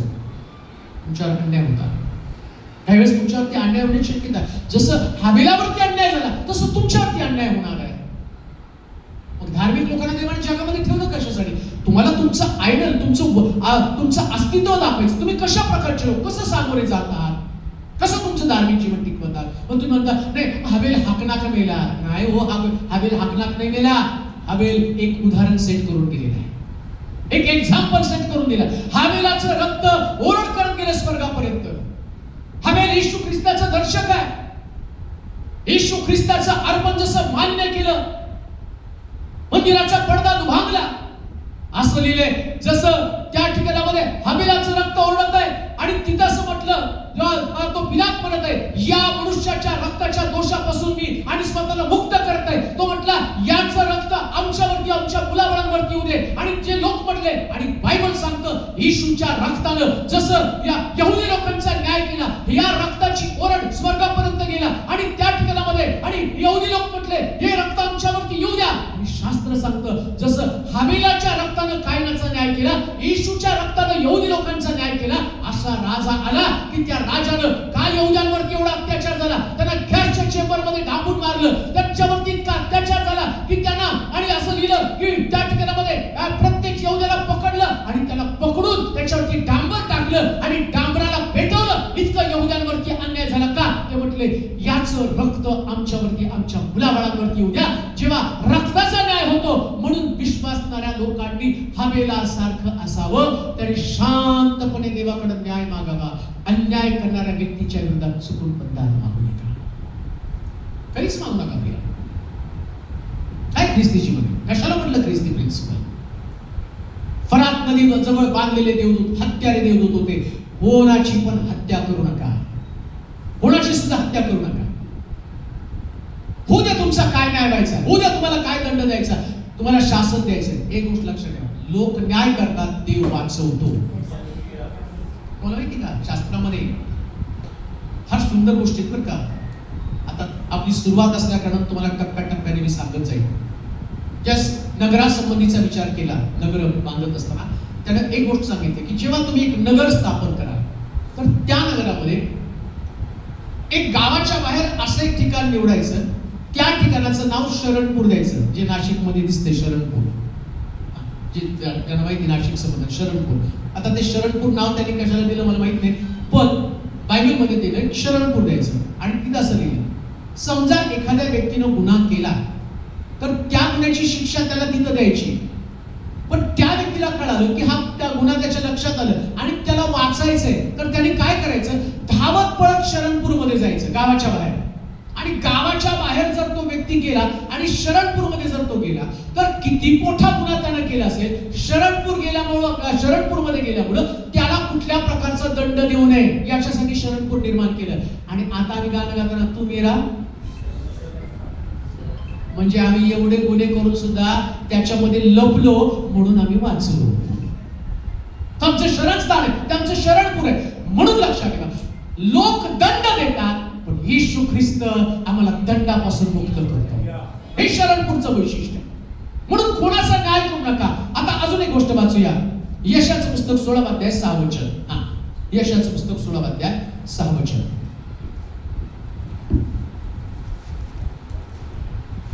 मोबाबाच्या गर्वाविषयी आम्ही ऐकून आहोत. मोबाबाच्या गर्वाविषयी आम्ही ऐकून आहोत. तो मोठा अभिमानी आहे. त्याचा उन्मत्तपणा, त्याचा गर्व, त्याचा क्रोध याविषयी आम्ही ऐकून आहोत. पा इकडं एक गोष्ट लक्षात येईल, हे क्रोधाचे देवदूत आहे. फरात नदीजवळ बांधलेले देवदूत क्रोधाचे देवदूत आहे. आणि परमेश्वरानं क्रोधाच्या देवदूताचा न्याय केला. नीट आहे का? मनावरती बिरवा. बऱ्याच लोकांना त्या आपल्या रागाची पण फार घाबेट असते. ते म्हणतात मी जोपर्यंत शांत आहे ना तोपर्यंत भाई तुझे तो बांधा जाएगा. रागा समजतात. क्रोध असणं हे तुमचं कधीच भूषण असता कामा नये. क्रोध, अभिमान, गर्व या सगळ्या गोष्टी एकत्र राहतात. मग यातून तुम्ही कसं वाचणार आहात, कसं तुमचा बचाव करणार आहात, कसं तुमच्या बचावाचा मार्ग कोणता. पवित्र शास्त्र सांगतं हे सगळं एकत्र राहतात आणि आम्हाला कळत पण नाही की या क्रोधाच्या देवदूतांना फरात नदीजवळ बांधलं म्हणजे न्याय करताना कोणाचा न्याय केला, क्रोधाचा न्याय केला. क्रोधाचा न्याय आहे, समजून घ्या. बांधलं कोणाला, क्रोधाला. आणि कुठल्या कालापर्यंत बांधलं, जोपर्यंत देव त्याची घटका समय आणि तयार करत नाही तोपर्यंत बांधून ठेवलं. आता हीच गोष्ट मी तुम्हाला सांगत आहे. आता थोडासा मोकळा झालाय बरं का भारतामध्ये, थोडासा आता मारत आहे. तुम्ही पाहाल गावच्या गाव आता चर्च मध्ये असं प्रार्थना करताना सापडलं की त्याच्यामध्ये घुसून बाळकाला, परत फेसबुकला पाहिलं, त्या बाळकाच्या पाठीवरती एवढे वार केले, एवढं त्याला मारलं. आणि आम्ही म्हणतो की नाही, आपण एकत्र येऊन आता या सगळ्या गोष्टीचा प्रतिकार नाही हो. सुटत देव घटकाजवळ आली त्याचे ट्रेलर दाखवतो.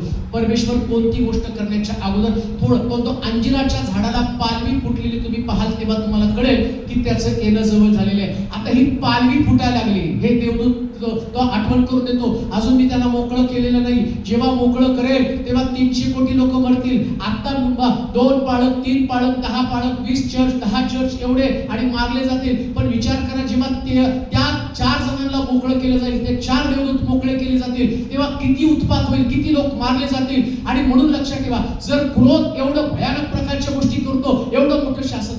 तुम्हाला या कोरियाचा जो हुकुमशाह तुम्हाला माहिती का, जो राष्ट्रपती काय नाव त्याचं कोरियाचा, किम जॉन. किती पाठ लोक या किम जोनचा क्रोध तुम्हाला माहिती का. हा जो किम जोन आहे ना, कोरियाचा राष्ट्रपती, त्यानं त्याच्या चुलत्या संबंधाने त्याला कळालं की त्याचा चुलता थोडंसं बंड करत आहे. तर त्यानं काय केलं माहिती का, त्याच्या चुलत्याला विवस्त्र केलं आणि त्याला कुत्र्यांसमोर टाकून दिलं. आणि स्वतः ते कुत्रे त्याचे लचके तोडताना बघत होता आणि ते त्याला फाडत होते, त्याला खात होते, त्याचे डोळे उपसत होते आणि त्याचे लचके काढत होते, त्याचे हात तोडून इकडं तिकडं ते पळत होते. तर कोरियाचा तो राष्ट्रपती एन्जॉय करत होता आणि हसत होता आणि त्याला बरं वाटत होतं. का तर मला माझ्या विरोधात वागणाऱ्या व्यक्तीला मी शासन देते. हे क्रोध किती भयानक आहे. हा क्रोधाचा आत्मा एका राष्ट्रपतीमध्ये घुसलाय. विचार करा, हे 4 देवदूत सुटल्यावर किती भयानक प्रकारची परिस्थिती होणार आहे. पलीकडे जाऊन तुम्हाला सांगतो, या कोरियाच्या राष्ट्रपतीने काय केलं माहिती का, त्याचा जो गृहमंत्री आहे आणि या गृहमंत्रीला त्यानं तोफीच्या तोंडी दिलं आणि तोफ उडवली आणि त्याच्या शरीराचे चिंधडे उडताना त्यानं पाहिलं आणि तो टाळ्या वाजून एन्जॉय करत होता. आणि त्यानं पाहिलं, अरे मी एका व्यक्तीला कशा पद्धतीने नष्ट करून टाकलं.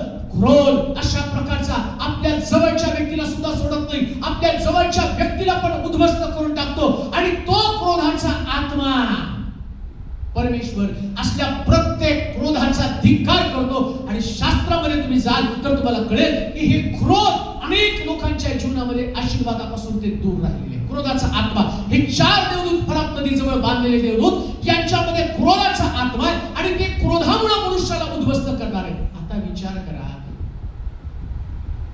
कसल्या प्रकारचे मरण हे 4 देवदूत आणतील, ज्यांचा कालखंड फार कमी बरं का, जास्त कालखंड नसणार आहे. 4 देवदूत मोकळे केल्यावर त्यांना 300 कोटी लोकांना मारण्याची मुभा. आता 300 कोटी लोकांना कशा पद्धतीने मारले जातील.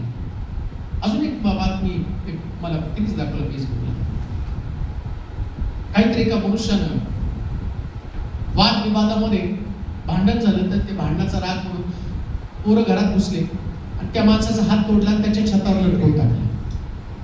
त्याचा हात, आणि त्याचं फोटो पण काढलं का, हात छताला लटकवलेला आणि तो तुटलेला हाताचा मनुष्य हात. काय किती क्रोधाचा आत्मा कशा पद्धतीने काम करत आहे. तुमच्या शेजारी जर तो क्रोधाचा आत्मा आला, तुमचं किती उद्ध्वस्त होऊन जाणार आहे. तुमची लेकरं, विचार करा हो. मी विचार करताना माझ्या डोळ्यासमोर ॲरो येतो. आता मला मोठा प्रश्न पडतो की अरे हे लेकर आहेत, हे क्रोधाचा आत्मा आल्यावर माझ्या लेकरांचं, हे छोट्या लेकरांचं कसं होणार आहे, माझ्या शेजारी असणार आहे. आणि जेव्हा हे 4 देवदूत मोकळे करतील, हे देवदूत कशा पद्धतीने तुमच्या घरात ना कोणी, जेव्हा हा क्रोधाचा आत्मा जेव्हा इसवी सन 70 मध्ये आणि येशू ख्रिस्ताचं आणि येशू ख्रिस्त त्याचं आणि त्याला स्वर्गारोहण झाल्यानंतर न्यायाला सुरुवात झाली. ते म्हटले याचं रक्त आमच्यावरती येऊ द्या, आमच्या मुलाबाळांवरती येऊ द्या. तर यहुदी लोकांची लेकरं पकडली आणि त्या ठिकाणी राजाने सांगितलं नारळ फोडतात तशी यांची लेकरं दगडावरती आपटून मारा. हे गोष्ट ध्यानात ठेवा. हा न्याय इतका भयंकर असेल, या न्यायाची ताकद इतकी भयानक असेल तर तुमची लेकरं सुद्धा वाचणार नाही, हे शास्त्रामध्ये नमूद करून ठेवलेले आहे. आणि म्हणून आम्ही पाहतो की मत्याचे शुभवर्तमान 5 अध्याय 21 आणि 22 वचन 21 पासून 26 पर्यंत सॉरी ते नंतर वाचा. इतिहासाचं पुस्तक पहिले वाचूया. दुसरे इतिहास त्याचा 26 अध्याय 16 ते 19 पर्यंत वचन. या फरात नदीच्या देवदूतांना मोकळं केल्यावरती काय घडतंय आणि कशा पद्धतीने काय काय होणार आहे ते तुम्ही पाहणार आहात. दुसरे इतिहास 26 अध्याय 16 ते 19 पर्यंत वचन. तो समर्थ झाला, त्याचे हृदय उन्मत्त होऊन उज्या तो त्याचे हृदय उन्मत्त होऊन तो बिघडला आणि आपला देव परमेश्वर त्याच्या आज्ञेचे त्याने उल्लंघन केले. आज्ञेचे उल्लंघन केलं. धूपवेदीवर धूप जाळण्यासाठी हा.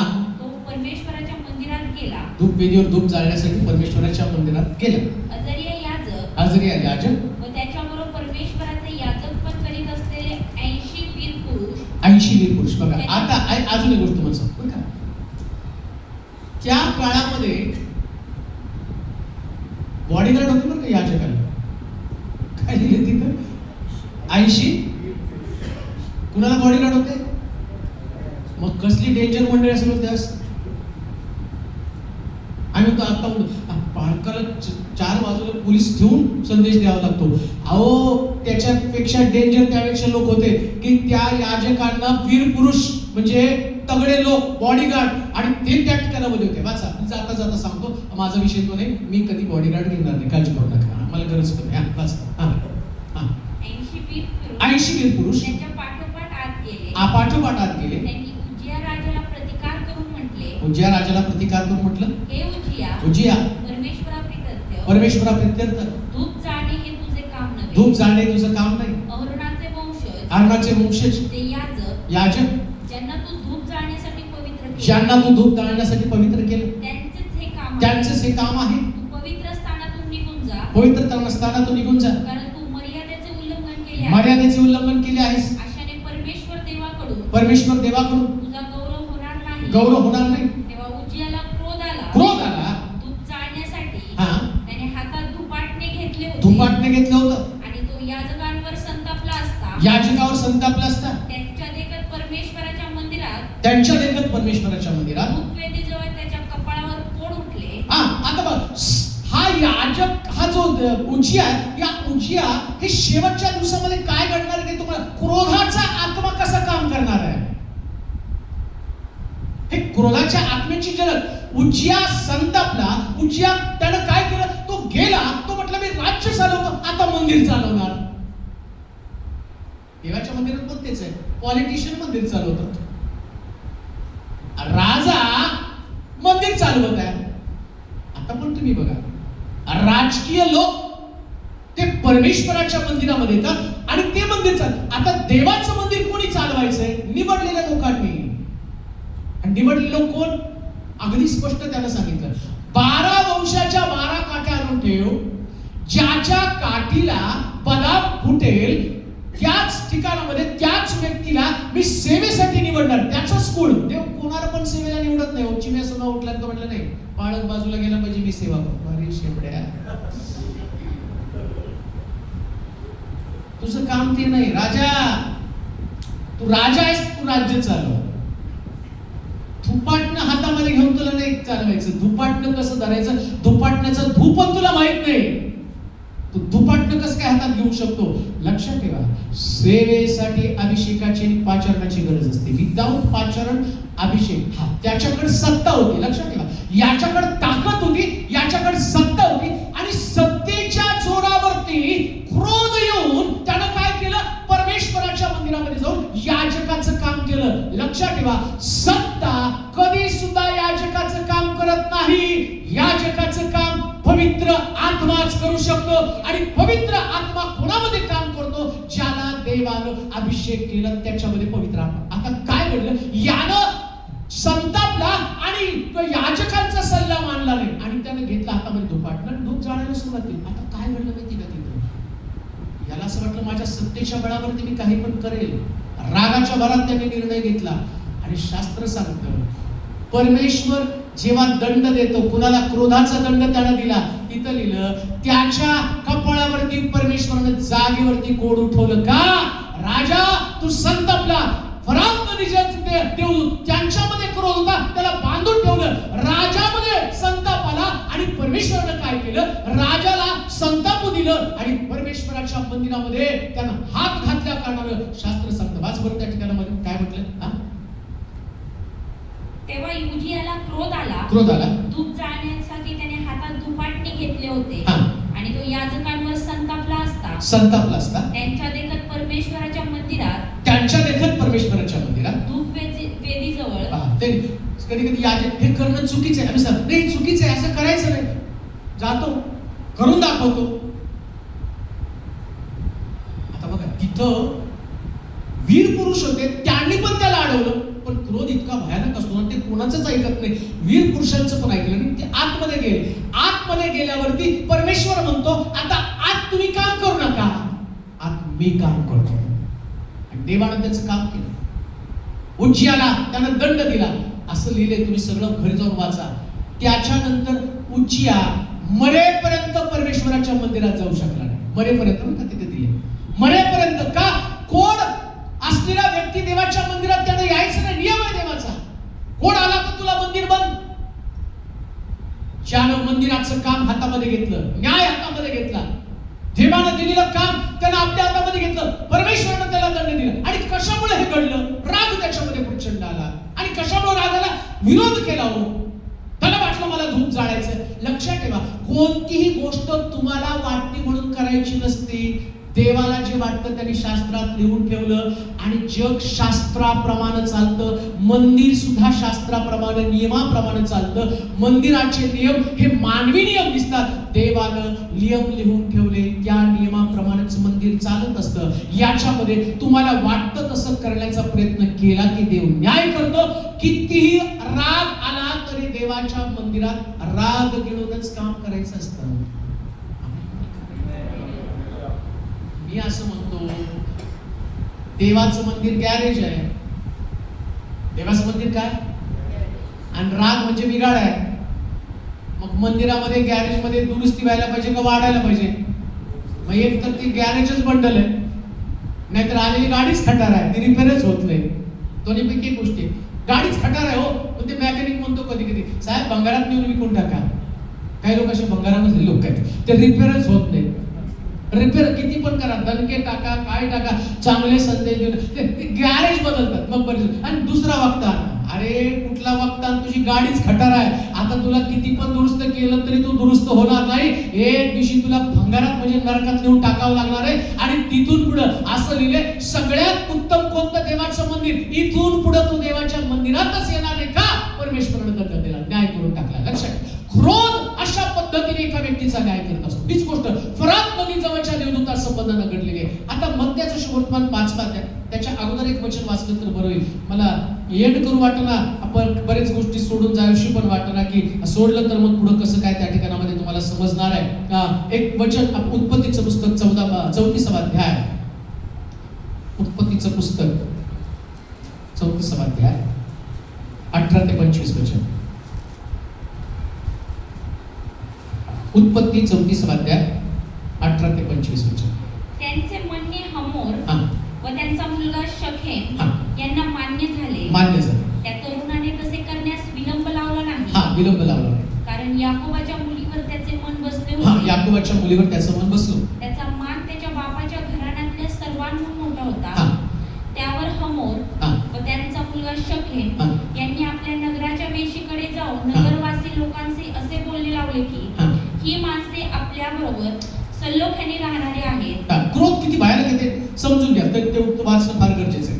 तर यांना देशात राहून व्यापार उद्योग करू द्या. कारण पहा यांना वस्ती करून राहण्यास पुरेल इतका हा देश. यांना वस्ती करून राहण्यास पुरेल राहील इतका देश विस्तीर्ण आहे. आपण त्यांच्या मुली बायका करू आणि आपल्या मुली त्यांना देऊ. आपल्या मुली त्यांना देऊ, आपल्यात राहून एक राष्ट्र होण्यास, आपल्यात राहून एक राष्ट्र होण्यास, ते ज्या अटीवर मान्य आहे ते ज्या अटीवर मान्य आहे ती हीच ती की हीच की त्यांची सुनता झाली आहे, त्यांची सुनता झाली आहे, तशी आपल्यातल्या सर्व पुरुषांची सुनता व्हावी. आपल्यातल्या सर्व पुरुषांची सुनता व्हावी. हे केल्यास त्यांचे कळप, कळप, मालमत्ता आणि त्यांची सगळी सगळी जनावरे ही आपली नाही होणार का? आपली नाही होणार का?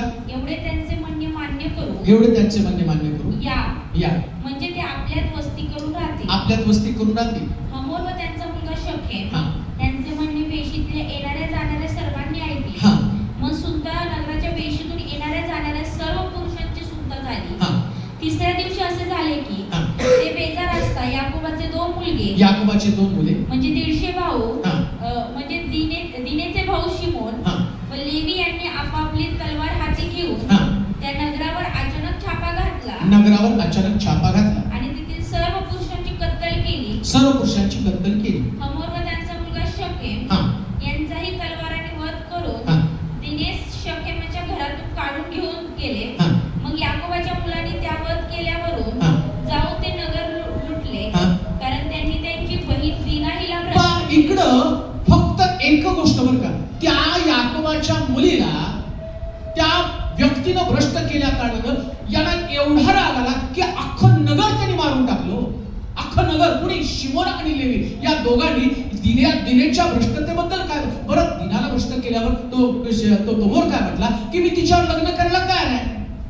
आता तिथं तो सामोपचाराने मिटवण्याचा प्रश्न, पण यानं काय केलं, अख्खं नगर नष्ट करून टाकलं. क्रोध जो आहे तो साधी गोष्ट नाही. आणि तुम्हाला माहिती का, जेव्हा याकोबानं लिहून द्या फक्त त्याचा रेफरन्स 49 अध्याय 4 ते 7 वचनामध्ये उत्पत्तीच्या जर तुम्ही गेलं तर तुम्हाला कळेल, या ज्या याकोबानं त्या 12 त्याच्या मुलांना आशीर्वाद द्यायला सुरुवात केली ना, तेव्हा शिमोन आणि लेवी या दोघांना त्याने आशीर्वाद दिला नाही. का नाही आशीर्वाद दिला?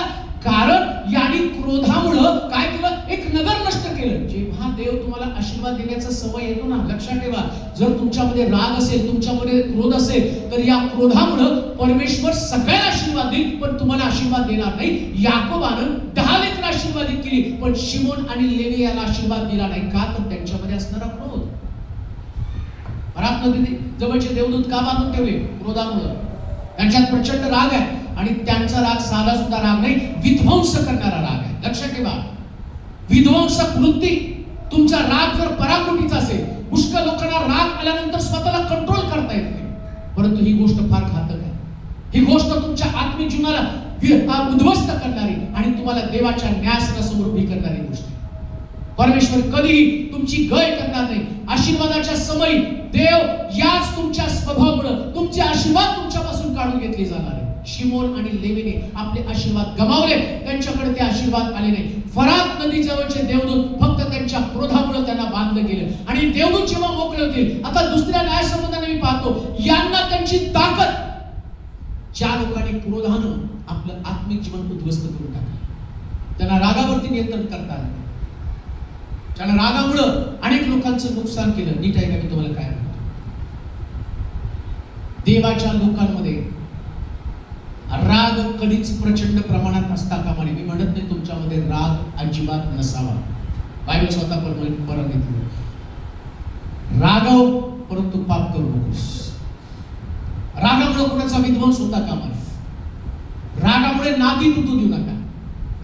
रागामुळे कोणाचं वाईट करू नका. रागामुळे कोणाचं नुकसान होऊ देऊ नका.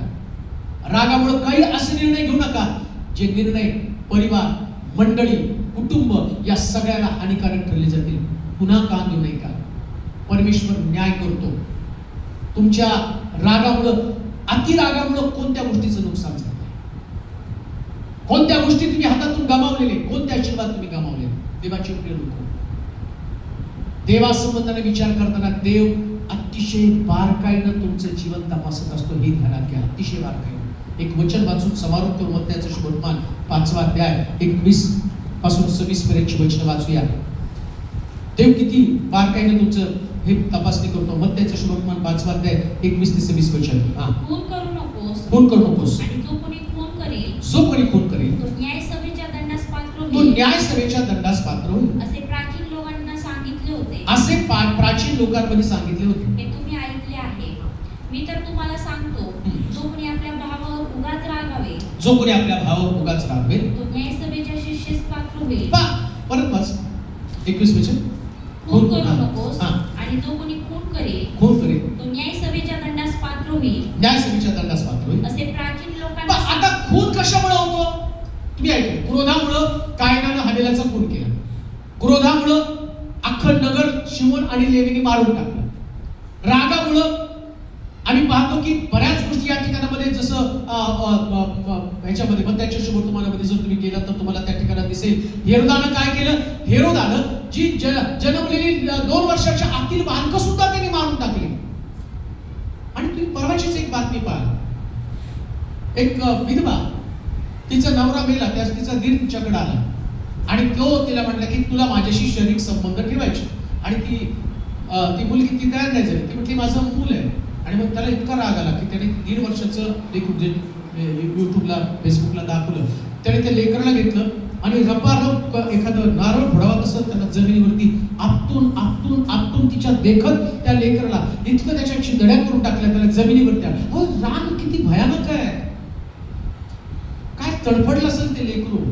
ते बघताना ती दाखवलं, तिला म्हटलं असलं बघत जाऊ नको, मला पण दाखवू नको, कारण माझं मन ते बघितल्यावर अस्वस्थ, झोप आली नाही आणि बेचैन झालं. एक लेकरू आपटून मारलं जातं. किती राग भयानक आहे. आणि काय देव स्वर्गामध्ये शांत बसेल का? देवाला या गोष्टीचा भीत येणार नाही का? थोडासा राग असताना तुम्ही त्याला जर कंट्रोल केलं ना तर एवढं भयानक प्रकारचा उत्पाद कधी घडणार नाही. विश्वासणाऱ्या लोकांनी त्याची खबरदारी.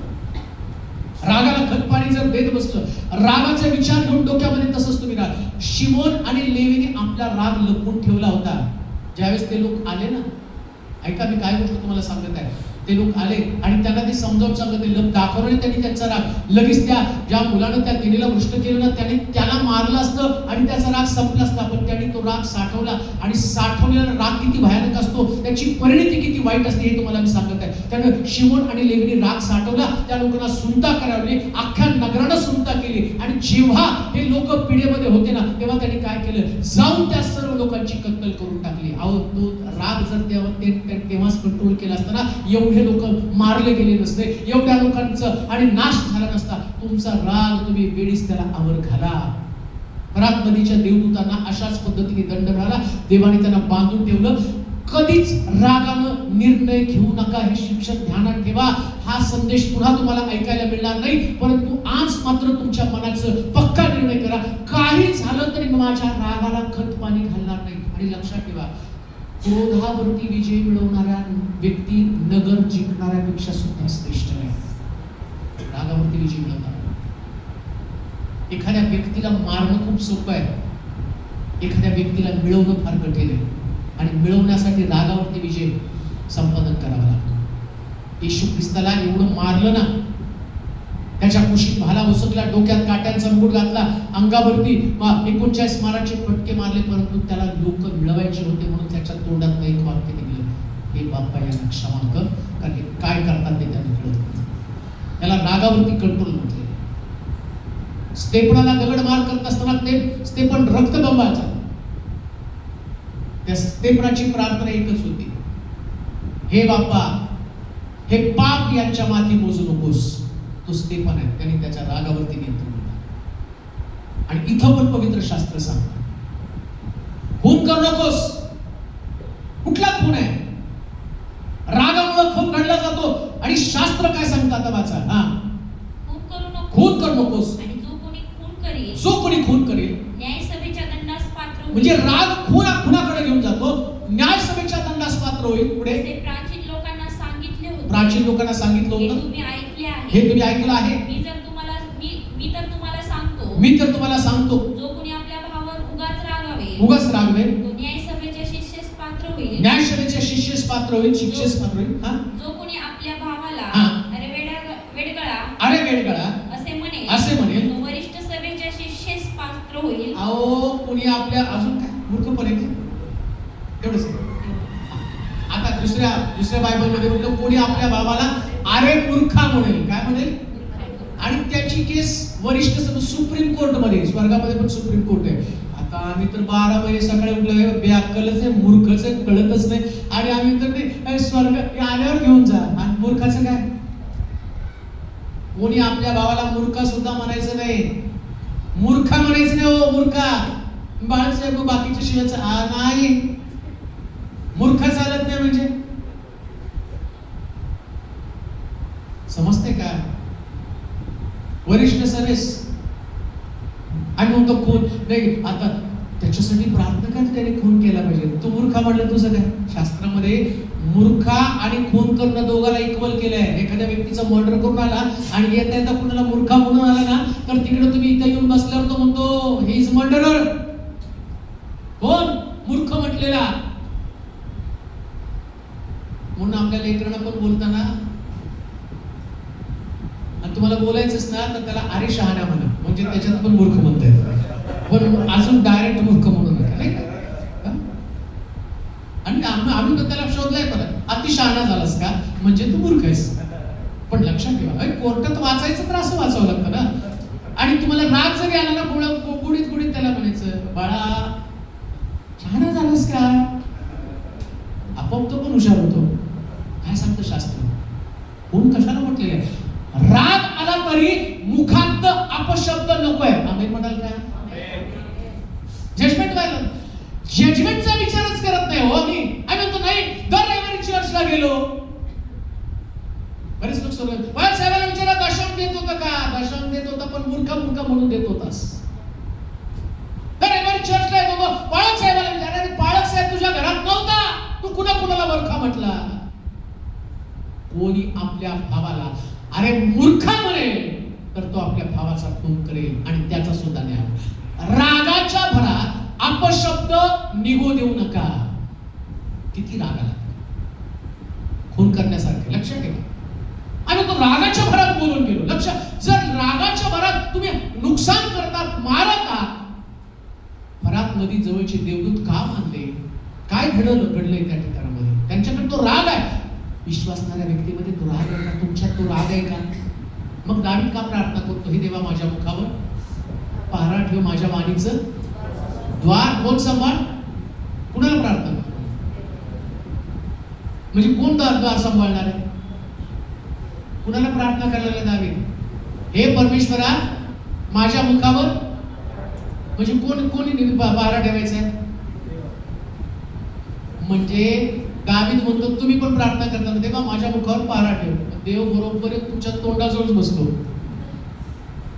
मग ते काय तोंड फक्त रविवारी चर्च मध्ये आता तुम्ही आलात ते तोंड उघडलं हालेलुया हालेलुया स्तुती धन्यवाद धन्यवाद, तेव्हा देव तोंडाकडे लक्ष देतो. म्हणतो हे आता बडबडते.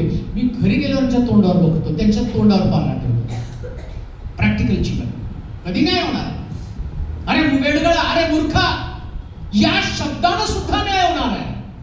आणि तुम्ही विचार करा, आम्ही कित्येक व्यर्थ शब्द, ज्या शब्दानं एखादा व्यक्ती दुखावतो, मरतो, त्याचं आत्मिक जीवन संपलं जातं, त्याचं अस्तित्व संपलं जातं. लक्षात ठेवा. मला एक सेवक भेटला होता, फार निराश होता, डिस्टर्ब होता.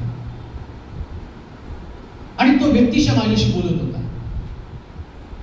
आणि तो सांगता म्हटलं बाळासाहेब सेवा करण्याची माझी इच्छा संपून गेली. म्हटलं का? मी पूर्वी फार प्रभावी सेवा केली. म्हटलं काही लोक माझी टवाळी करतात, हो मंडळीतले पण करतात, बाहेरचे लोक पण करतात. आणि त्यानं सांगितलं मी आतापर्यंत 1000 लोकांना बाप्तिस्म दिली, पण आता मला सेवा करू वाटते. मग माझ्या लक्षात आलं, अरे बापरे, 1000 लोकांना प्रभूकडे आणणारा व्यक्ती शब्दानं जर त्याची सेवाच त्याला नको वाटते, सेवाच करून असं वाटतं, तर किती घातक गोष्ट आहे. एक व्यक्तीला देवापासून दूर नेण्याचं काम करत आहे. लक्षात ठेवा, आम्हाला लोकांना देवापासून दूर न्यायचं नाही, आम्हाला लोकांना देवाच्या राज्यामध्ये आणायचंय. आणि देवाच्या राज्यामध्ये आणायचंय तर काय म्हटलं तर पुढे वाचा त्या ठिकाणी. मी तर तुम्हाला सांगतो, जो कोणी आपल्या भावावर उगाच रागावे तो न्यायसभेच्या शिष्येस पात्र होईल. जो कोणी आपल्या भावाला अरे वेडगळा असे म्हणेल तो वरिष्ठ सभेच्या शिष्येस पात्र होईल. आणि जो कोणी त्याला अरे मूर्ख असे म्हणेल तर तो नरक अग्नीच्या शिष्येस पात्र होईल. मूर्ख म्हणणार कुठे जाणार आहे? बोला सगळेजण, कुठे जाणार? कोण जाणार नरकात? आम्हाला तर ते आमचं स्टाईल झालेलं आहे पोलीस. आम्ही होपलेस, आम्हाला वाटतं इंग्लिश मार. अरे नरकाकडे चाललाय होपलेस. अरे मूर्खा म्हणताय. आहे का गांभीर्य? विचार करा. आपल्या ख्रिस्ती लोकांना खरंच गांभीर्य आहे का? वाचलं का उडून बायबल? आम्ही तुला स्वर्ग, हम यीशु के संग एक दिन स्वर्ग जाएंगे, एक घर में जाके मूर्ख बनाएंगे, मूर्ख बोलेंगे. असं काय शक्य आहे ते? म्हणजे तुम्ही ज्याला कॅज्युअल समजता ती गोष्ट तरी एवढी गंभीर आहे. तुम्ही सहज घेता ती गोष्ट. मग आता विचार करा, एक व्यक्तीला हे जर समजलं तर तो चर्च मध्ये आल्यावर किती प्रत्येकाला हसून स्माइल देईल. जाताना कधी कोणी कोणाशी वाईट बोलेल का? त्याच्याकडे पाहताना सुद्धा तुम्हाला दिसेल. आता जर चुकीचा शब्द याच्याविषयी मी बोललो, फरात नदीचा देवदूत कशाला बांधलाय ते मला कळालं. अरे मला पण बांधून तिथंच ठेवणार आहे का? तर मला माझ्या मुखावरती कंट्रोल आणलं पाहिजे. तो म्हणतो मूर्खा म्हणणाऱ्या नरक अग्नीमध्ये टाकला जाईल. पुन्हा ऐका, नरक अग्नी कोणाला? मूर्ख शब्द बोललेल्या व्यक्तीला सुद्धा नरक आहे. मूर्ख बोललेल्या व्यक्तीला नरक आहे. आमच्या तोंडातनं किती शब्द. मी तर म्हणतो 1 मिनिटाची प्रार्थना करा. सगळे डोळे झाकून 1 मिनिटाची प्रार्थना करा. देवा म्हणा, देवा माझ्याकडनं खूप चुका घडलेल्या आहेत. माझ्या मुखातले शब्दांबद्दल तुम्हाला बदल. 1 मिनिटाची प्रार्थना करू. मी स्वतः पण प्रार्थना करणार. देवा क्षमा कर, खरंच आम्ही चुकलेलो आहोत. आम्हाला याचं गांभीर्य समजलं नाही. आम्ही कित्येक चुकीचे शब्द आमच्या मुखातून घालवले प्रभूजी. आम्हाला नरकात नाही पडायचं. आम्हाला नाही नरकात पडायचं प्रभूजी. सगळेजण प्रार्थना करा. सगळेजण प्रार्थना करा. तुमचे शब्द देवापर्यंत पोहोचू द्या. आम्ही न्यायासंबंधानं ऐकत आहोत. न्याय त्याच्यापासून तुम्हाला वाचायचंय तर पहिल्यांदा ही प्रार्थना करा. तेव्हा आमच्या तोंडातून चुकीचे शब्द गेले. आम्ही पापी आहोत. वेदीवरच्या इंगळानं आम्हाला स्पर्श करा. आम्हाला हाय हाय माफ कर देवा. एवढा मोठा दंड आम्हाला देऊ नकोस. आम्हाला नरकात नाही पडायचं. नरक भयंकर आहे प्रभूजी. क्षमा करा, क्षमा करा. आता पुढे वाच. आता पुढे वाच. यास्तव तो आपले दान अर्पण करण्यास, यास्तव तो आपले दान अर्पण करण्यास वेदीजवळ आणत असता, वेदीजवळ आणत असता आपल्या भावाच्या मनात, आपल्या भावाच्या मनात आपल्या विरुद्ध काय आहे, आपल्या विरुद्ध काय आहे असे तुला स्मरण झाले, असं तुला स्मरण झालं तर तेथेच वेदी पुढे आपले दान तसेच ठेव, तसंच ठेव आणि निघून जा. निघून जा.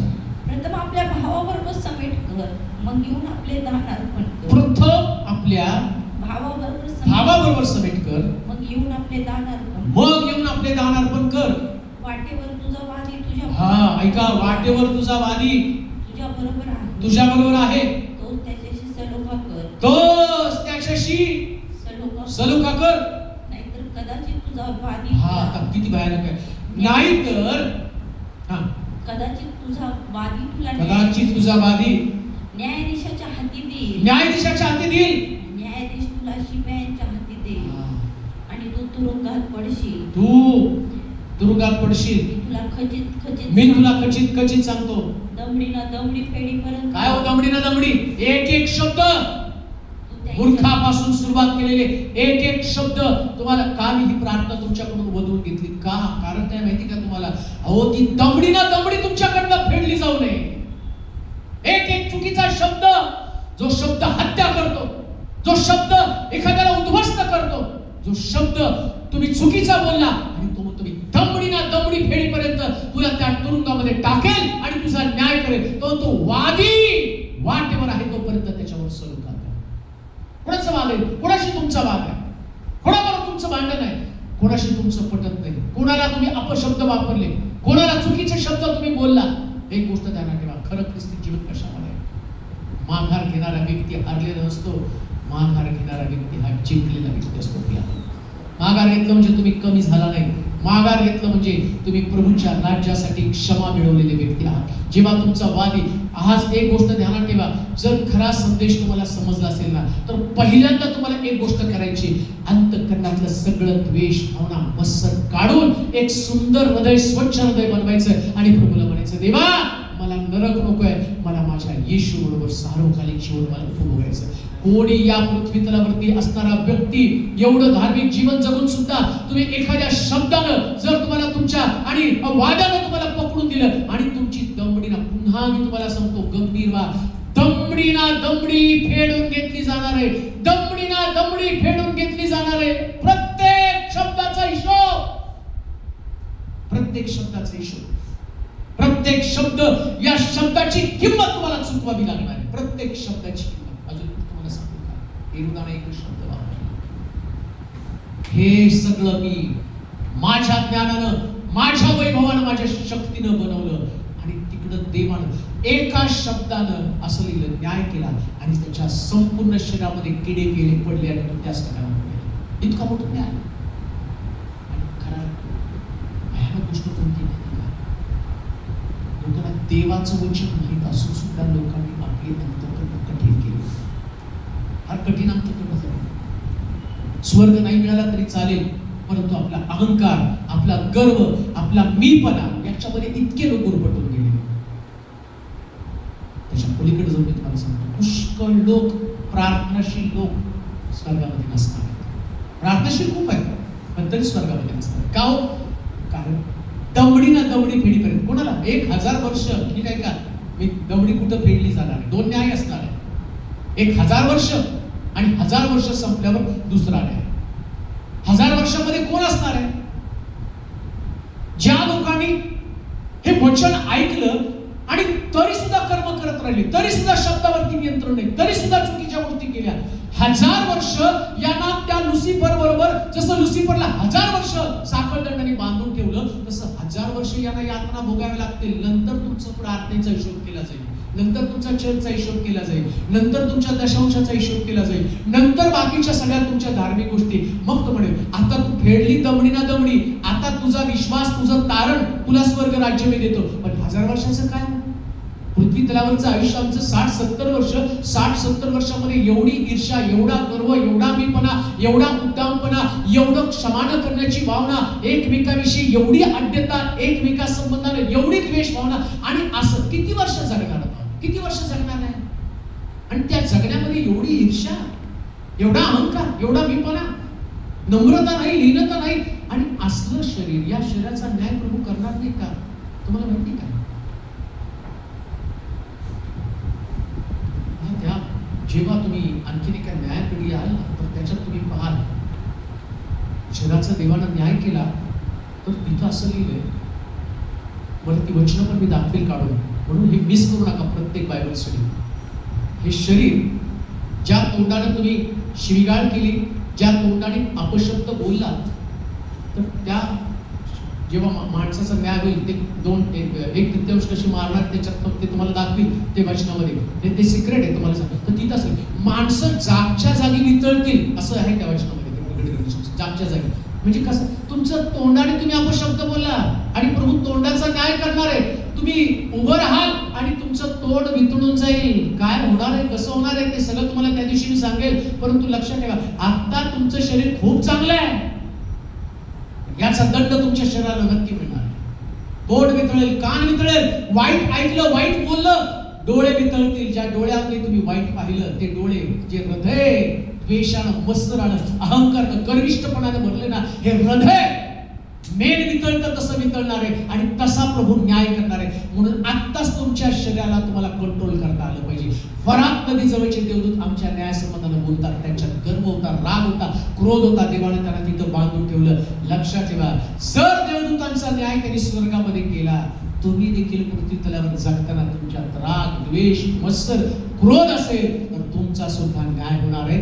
देव कोणाची सुद्धा दय करत नाही. म्हणून सगळ्यात उत्तम गोष्ट कोणती? मी तर म्हणतो, हॉलच्या बाहेर पडलं ना तर एकच प्रार्थना, एकच निश्चय असला पाहिजे, ज्याच्याशी माझं पटत नाही पहिले मी त्याच्याशी जाऊन सबमिट करेल. का तर माझा न्याय होऊ नये, तर देवाने मला कवटाळलं. त्याने तर फार सुंदर म्हटलं बरं का, इथं येशूनं इतकं स्पष्ट वचन सांगितलं. तो म्हणतो, दान, जेव्हा तू दान, आता आपली जी पद्धत आहे, आपल्या पद्धतीमध्ये आपण सगळ्या चुकीच्या पद्धती आणलेल्या आहेत, ते दान सुद्धा पुढे येऊन टाकायचं असतं, पण आपण लोकांच्या जागेवर जाऊन घेऊन देतो. तसे ते पण टाकताना इतके उपकार करताना टाकतात, हे आम्ही देवाला द्यायला लागलो. तो म्हणतो, दान देण्यापेक्षा सुद्धा देव दान नाही तर अंतकरण बघतो. आणि अंतकरण काय? तो पहिलं पहिले जाऊन सबमिट कर. म्हणून लक्षात ठेवा, आता दान देण्याच्या अगोदर आपण प्रार्थना करणार आहोत. काय आमची प्रार्थना असेल? देवा पहिल्यांदा माझ्या भावाच्या अपराधांची मला क्षमा करू दे.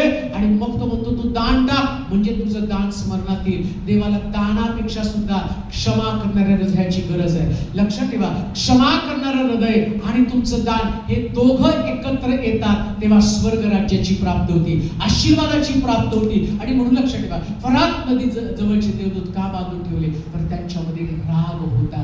आज रात्री पहिला प्रश्न, तुमच्या मनात कोणाविषयी राग आहे का? प्रामाणिकपणे उत्तर द्यायचं, मला नका देऊ आणि मी तुम्हाला विचारणार पण नाही. पण तुम्हाला इथून जाण्याच्या अगोदर फरात नदी जवळचे देवदूत जे शिक्षण तुम्हाला देतात, रागामुळं त्यांना प्रभूने किती कालखंड बांधलं माहित नाही, पण प्रभूने त्यांना बांधून ठेवलेलं आहे. शिमोन आणि लेवी यांनी आपला राग लपवून ठेवला आणि याकोबाने त्यांना आशीर्वाद दिला नाही. तुमचा राग तुम्हाला आशीर्वादापासून दूर घेऊन जातो. चला आपल्या जागेवर त्या बरोबर राहूया.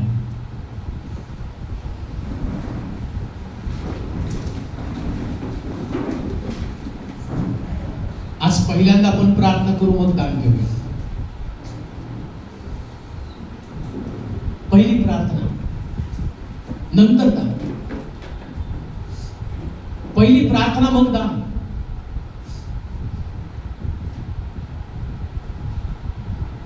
चार देवदूत फरात नदीजवळ आले.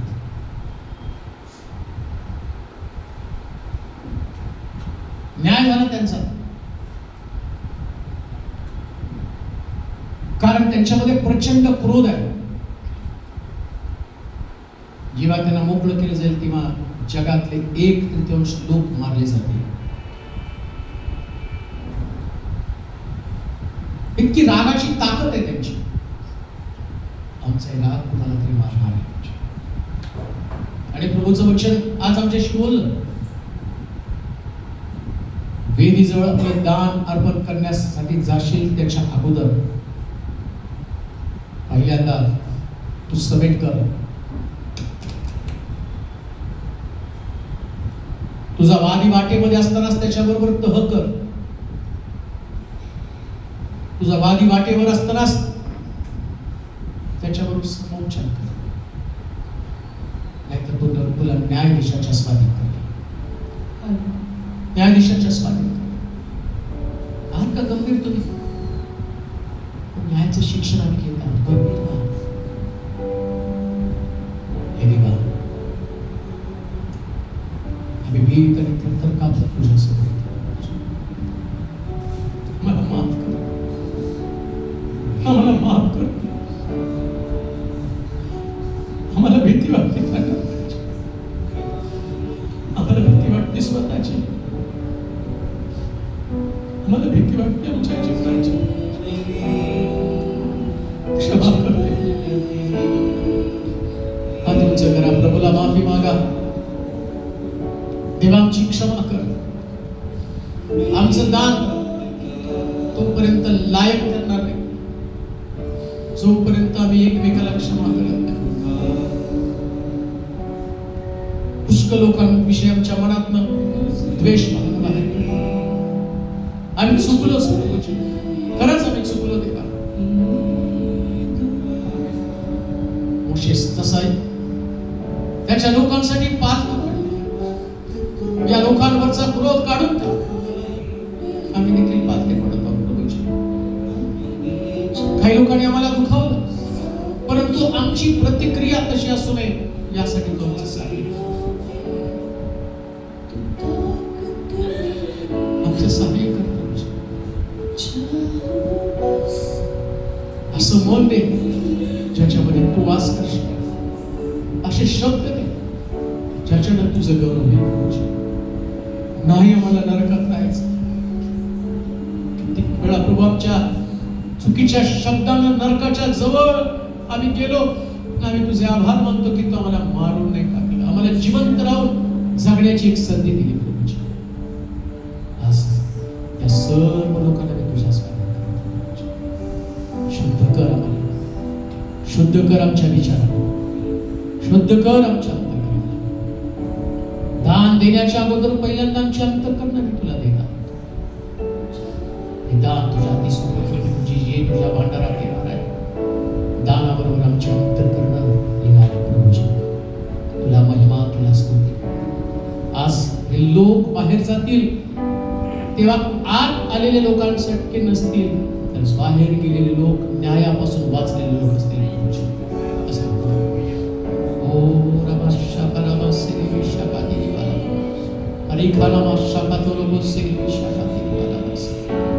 येशूच्या नावात म्हणत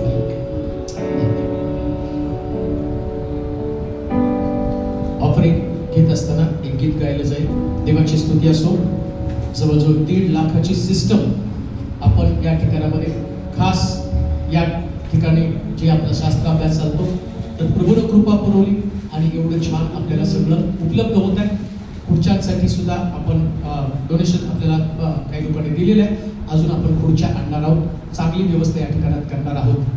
तुमचं ऑफरिंग, तुमचं दान देवाच्या राज्यामध्ये जे तुम्ही पेरता आणि त्याचं मोठ्या प्रमाणामध्ये काम होत आहे, देवाचं राज्य वाढत आहे. तर तुम्ही जेव्हा प्रभूच्या राज्यामध्ये पेरत आहात, अजून आपल्याला वाद्यांची पण गरज आहे, ॲक्टोपॅड, कीबोर्डची पण गरज आहे. तर त्याच्यासाठी हे सगळं आपण त्याच्यासाठी वापरत आहोत. तर देवाच्या भंडारामध्ये आपण जमा करत असताना आपली अंतःकरण, पुन्हा मी तुम्हाला सांगतो, दान जेवढं महत्वाचं नाही तेवढी अंतःकरण महत्वाची आहे. तर तुम्ही तुमच्या अंतःकरणामध्ये ती क्षमेची भावना ठेवून ऑफरिंग या ठिकाणी देवाच्या भंडारात जमा करूया. एक गीत चालू असताना आपण ऑफरिंग करूया.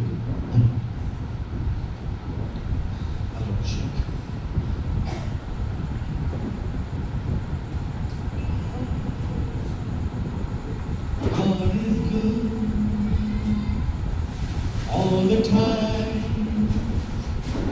He put His song of praise in this heart of mine. God is good all the time.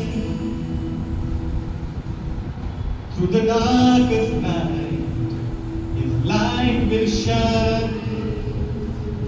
God is good. God is good all the time. God is good all the time. He put His song